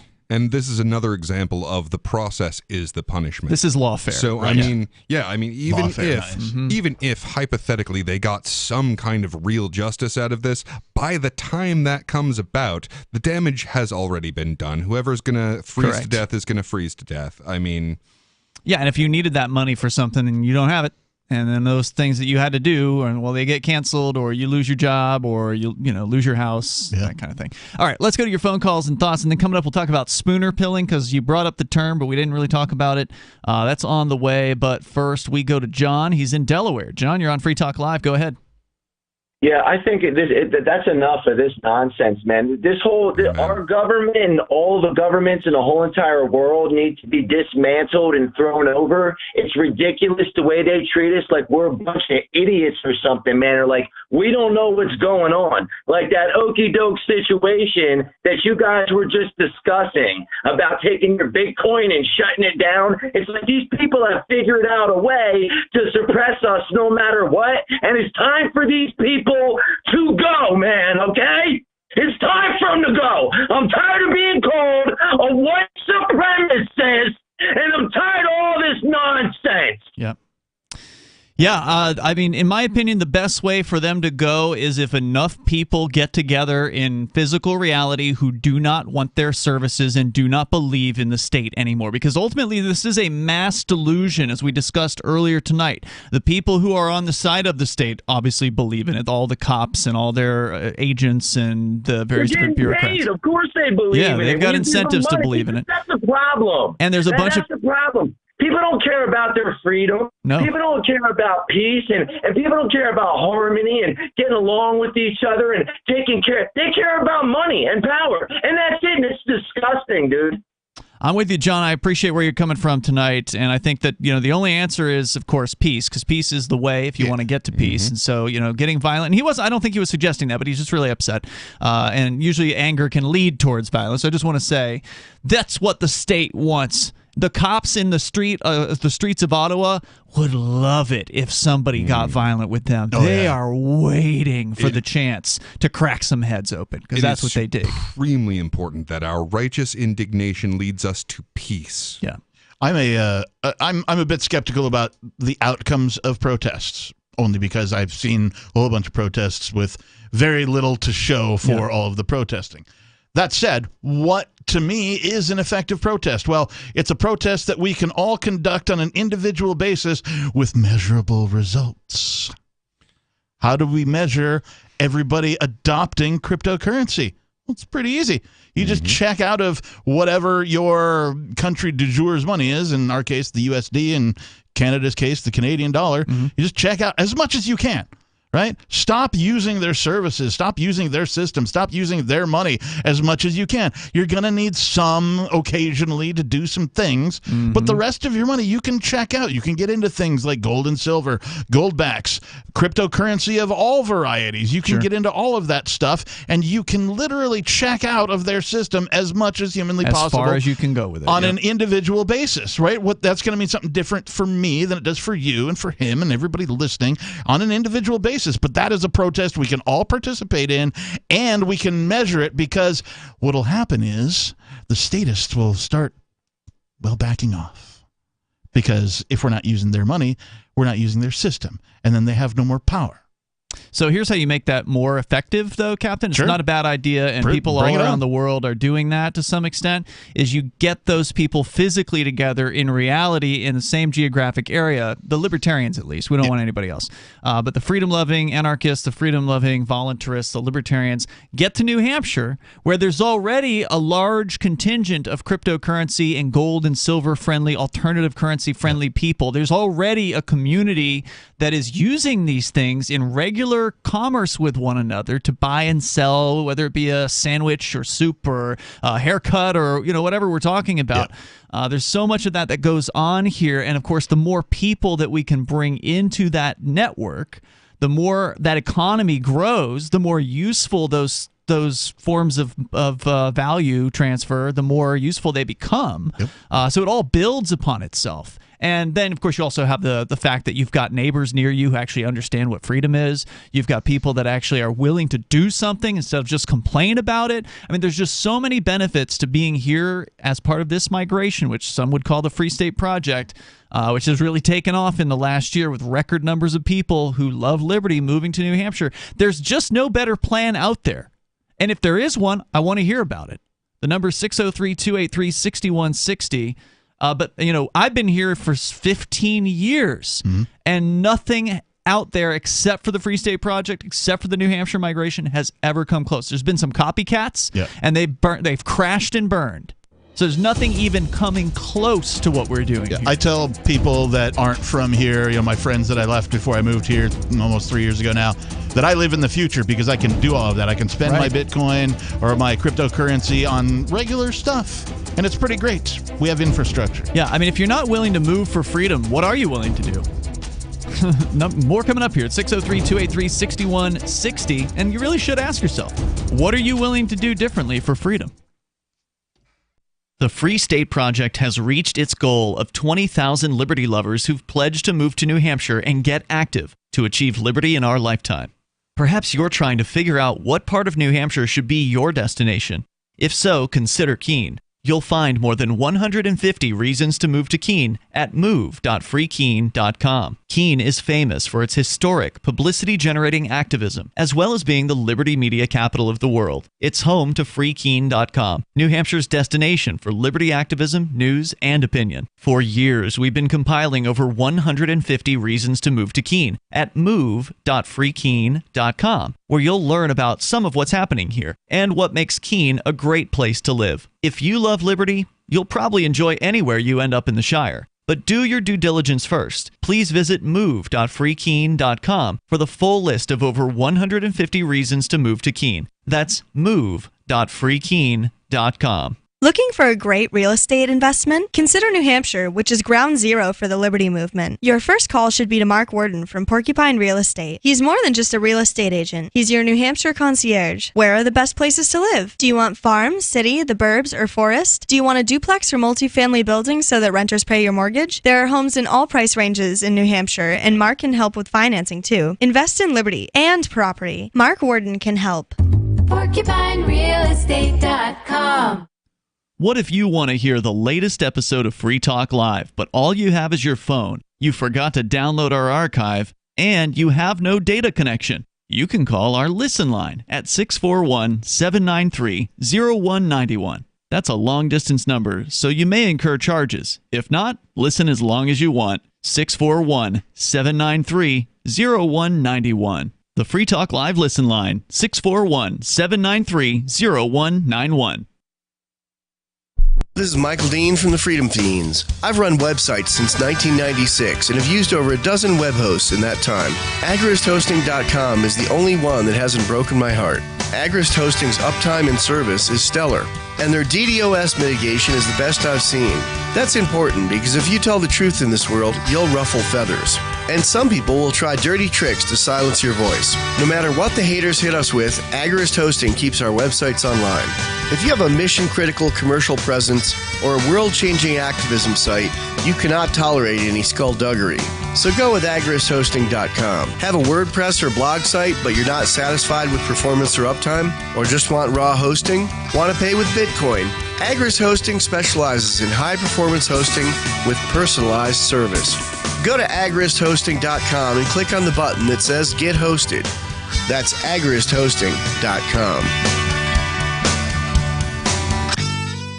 Tired of cancel culture? Sick of mega tech corporations holding an axe over your head? Join the LRN.FM Matrix chat server. It's self-hosted, so no one else can tell us what to do or say. Don't like the existing channels? You can make your own. You can even connect into some of our channels from other Matrix servers. It's federated. For the full LRN.FM Matrix experience, though, you should join our server via the step-by-step instructions at chat.lrn.fm. Chat.lrn.fm. So you've signed the Shire Society Declaration and are planning your move to New Hampshire to be around more liberty-oriented people. Next, sign up for the Shire Society Forum at forum.shiresociety.com. There are a bunch of people there who are already in the Shire, and they want to meet you. If you're already in the Shire physically, you should also come by the forums. Remember, not everyone uses Facebook. New people are signing up for the Shire Society Forum every month, so drop in and say hello at forum.shiresociety.com. Our Matrix server is about as free as internet chat can be. Join the existing rooms or create your own at chat.freetalklive.com.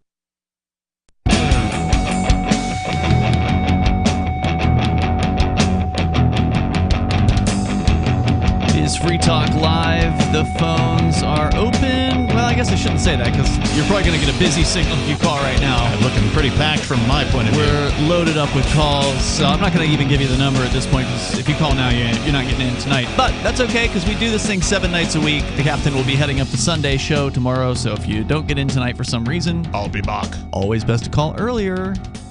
When you call the show, it's always best to call toward the beginning of the show. That way we definitely can get you in. But before we go into these calls, we did promise to define Spooner Pill. You mentioned the term earlier, Peakless Mountaineer. Yeah, so one of the big rifts between different kinds of libertarians is, are you a minarchist, which you believe in, for example, a constitutional government, a night watchman sort of state with minimum responsibilities, or are you a full voluntarist? And one of the best thinkers that really explained why you should make the shift from a minarchist to an anarchist or to a voluntarist. What is a voluntarist? Well, you believe that all interactions should be voluntary. Okay. All of them. Well, libertarians believe all actions should be voluntary. No. It's just that you become an anarchist when you realize there are no exceptions. So, well, I mean, all libertarians believe in a movement away from authoritarianism. Sure. We differ on how far that is. So and he goes into much greater detail, but the distillation is this. This is Lysander Spooner? Yeah, Lysander Spooner.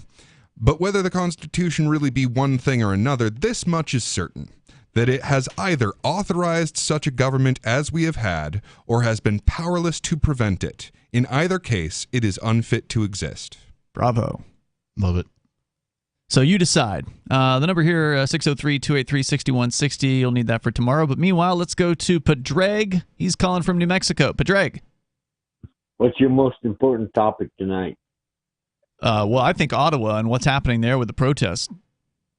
Well, I have a CDL license, hazmat, double, triple stankers.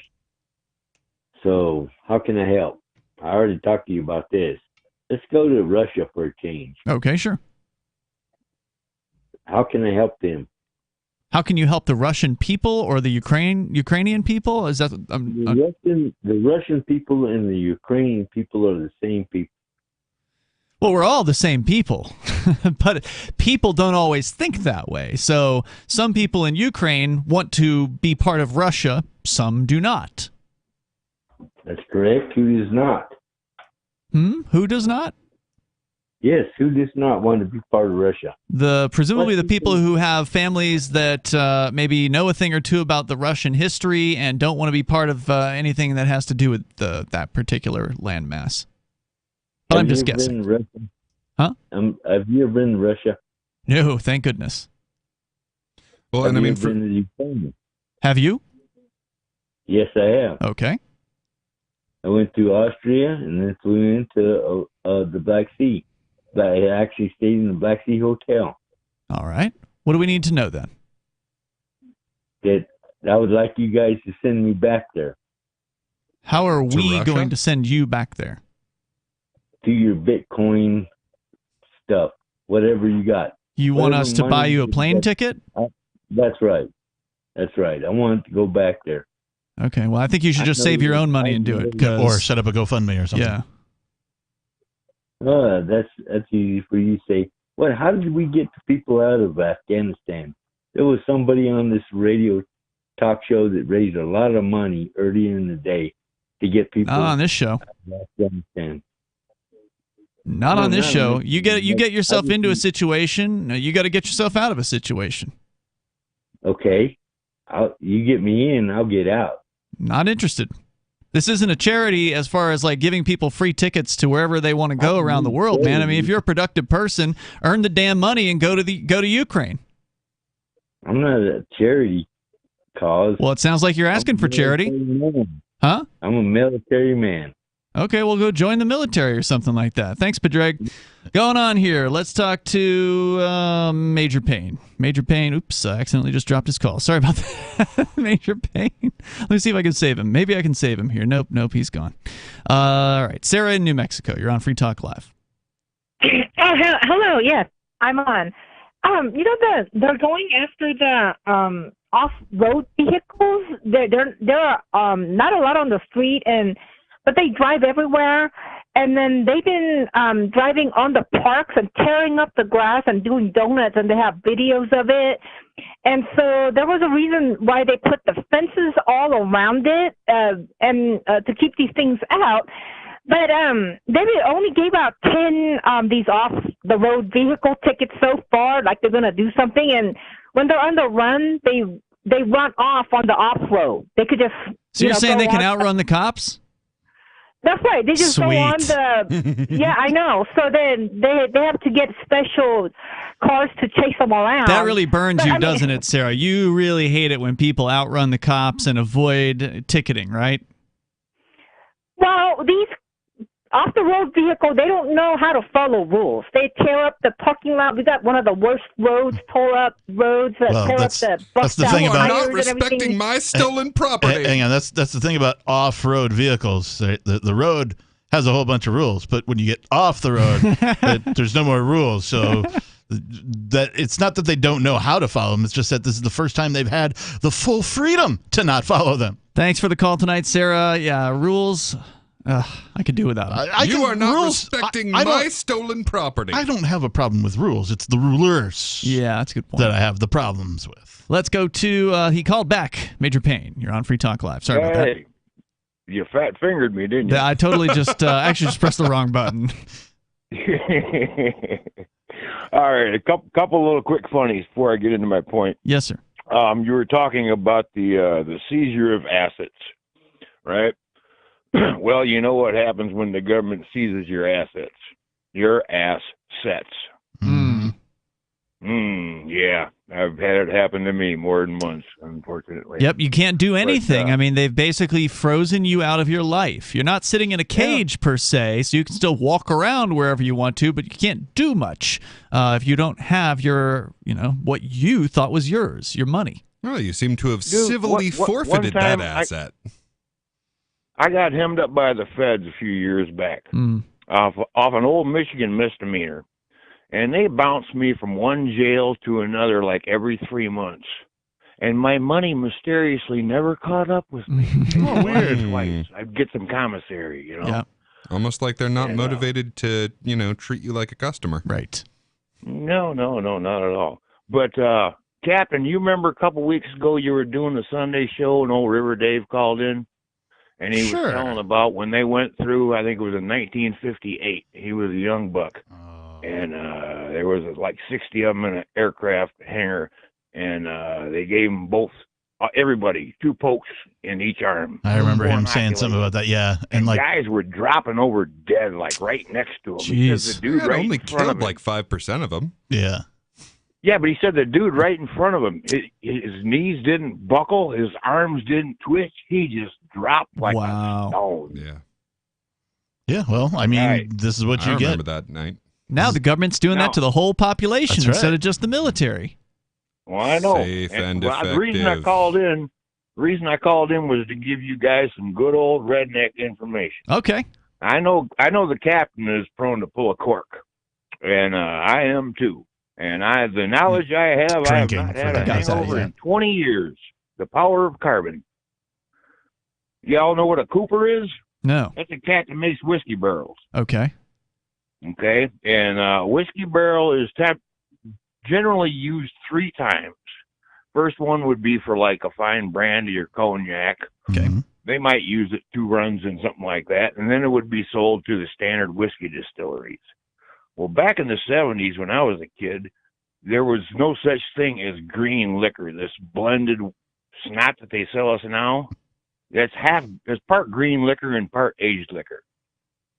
But by the time the barrel is used its 3rd time is when it goes to the distilleries that the common man can actually afford. I mean, there's what they call bonded whiskey. And that's straight out of the barrel. And that's going to cost you about $50 a fifth. Most people can't afford that. But what I do is I take and I put the barrel back in the bottle. I take some hardwood coals and I drop them in. And you can actually see, if you put this thing up in the sunlight with the sun coming through and you drop the nuggets in the bottle, you can actually see the clean liquor. Major, really quick, I have some experience with this. I was in a liquor store in the West Coast, and they sold exactly what you're talking about. It was like a Kit Kat bar. It was like 5 or 6 sticks that you take and you drop into your bottle of cheap whiskey and let it sit for like a week or 6 months or whatever, and it gives your cheap whiskey the flavor of a high-quality whiskey by putting the barrel in the bottle. Amazing. Amazing. All right. Hey, thanks for the call tonight, Major. Appreciate it. And again, if you didn't get in tonight, we're back tomorrow for the live Sunday show. You can join us online in the meantime, anytime you want, over at freetalklive.com. Don't forget to check out our social media site there as well at social.freetalklive.com.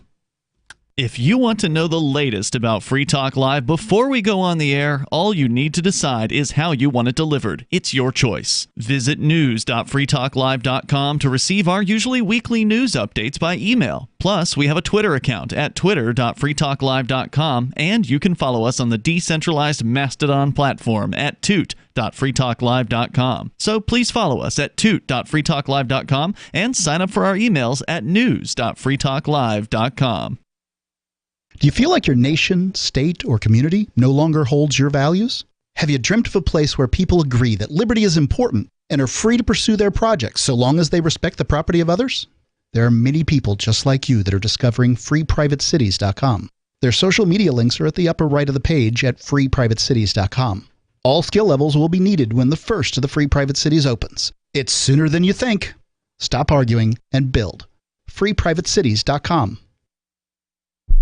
The new 4th edition of Healing Our World, The Compassion of Libertarianism, will take your understanding of liberty to a deeper level and has over 1,300 updated references, new cartoons, and a foreword by Dr. Ron Paul. With discounts for multiple book purchases, the 4th edition of Healing Our World is a great gift for the liberals, pragmatists, environmentalists, and Christians in your life who think libertarianism is cold-hearted. Get yours today at healing.freetalklive.com and use promo code FTL for a $5 discount. There are lots of ways to listen to Free Talk Live. Our podcast has been around since podcasts began, and now the FTL feed is loaded with content besides our full show archives. Did you know that we make it easy for you to customize your podcast subscriptions? We have different feeds, one that includes only our full shows, one with just the Daily Digest, and our main feed that includes everything. You decide what you listen to. It's quick and easy to customize your feeds at feeds.freetalklive.com. That's feeds.freetalklive.com. This is the Liberty Radio Network, broadcasting the latest liberty-oriented audio content 24 hours a day at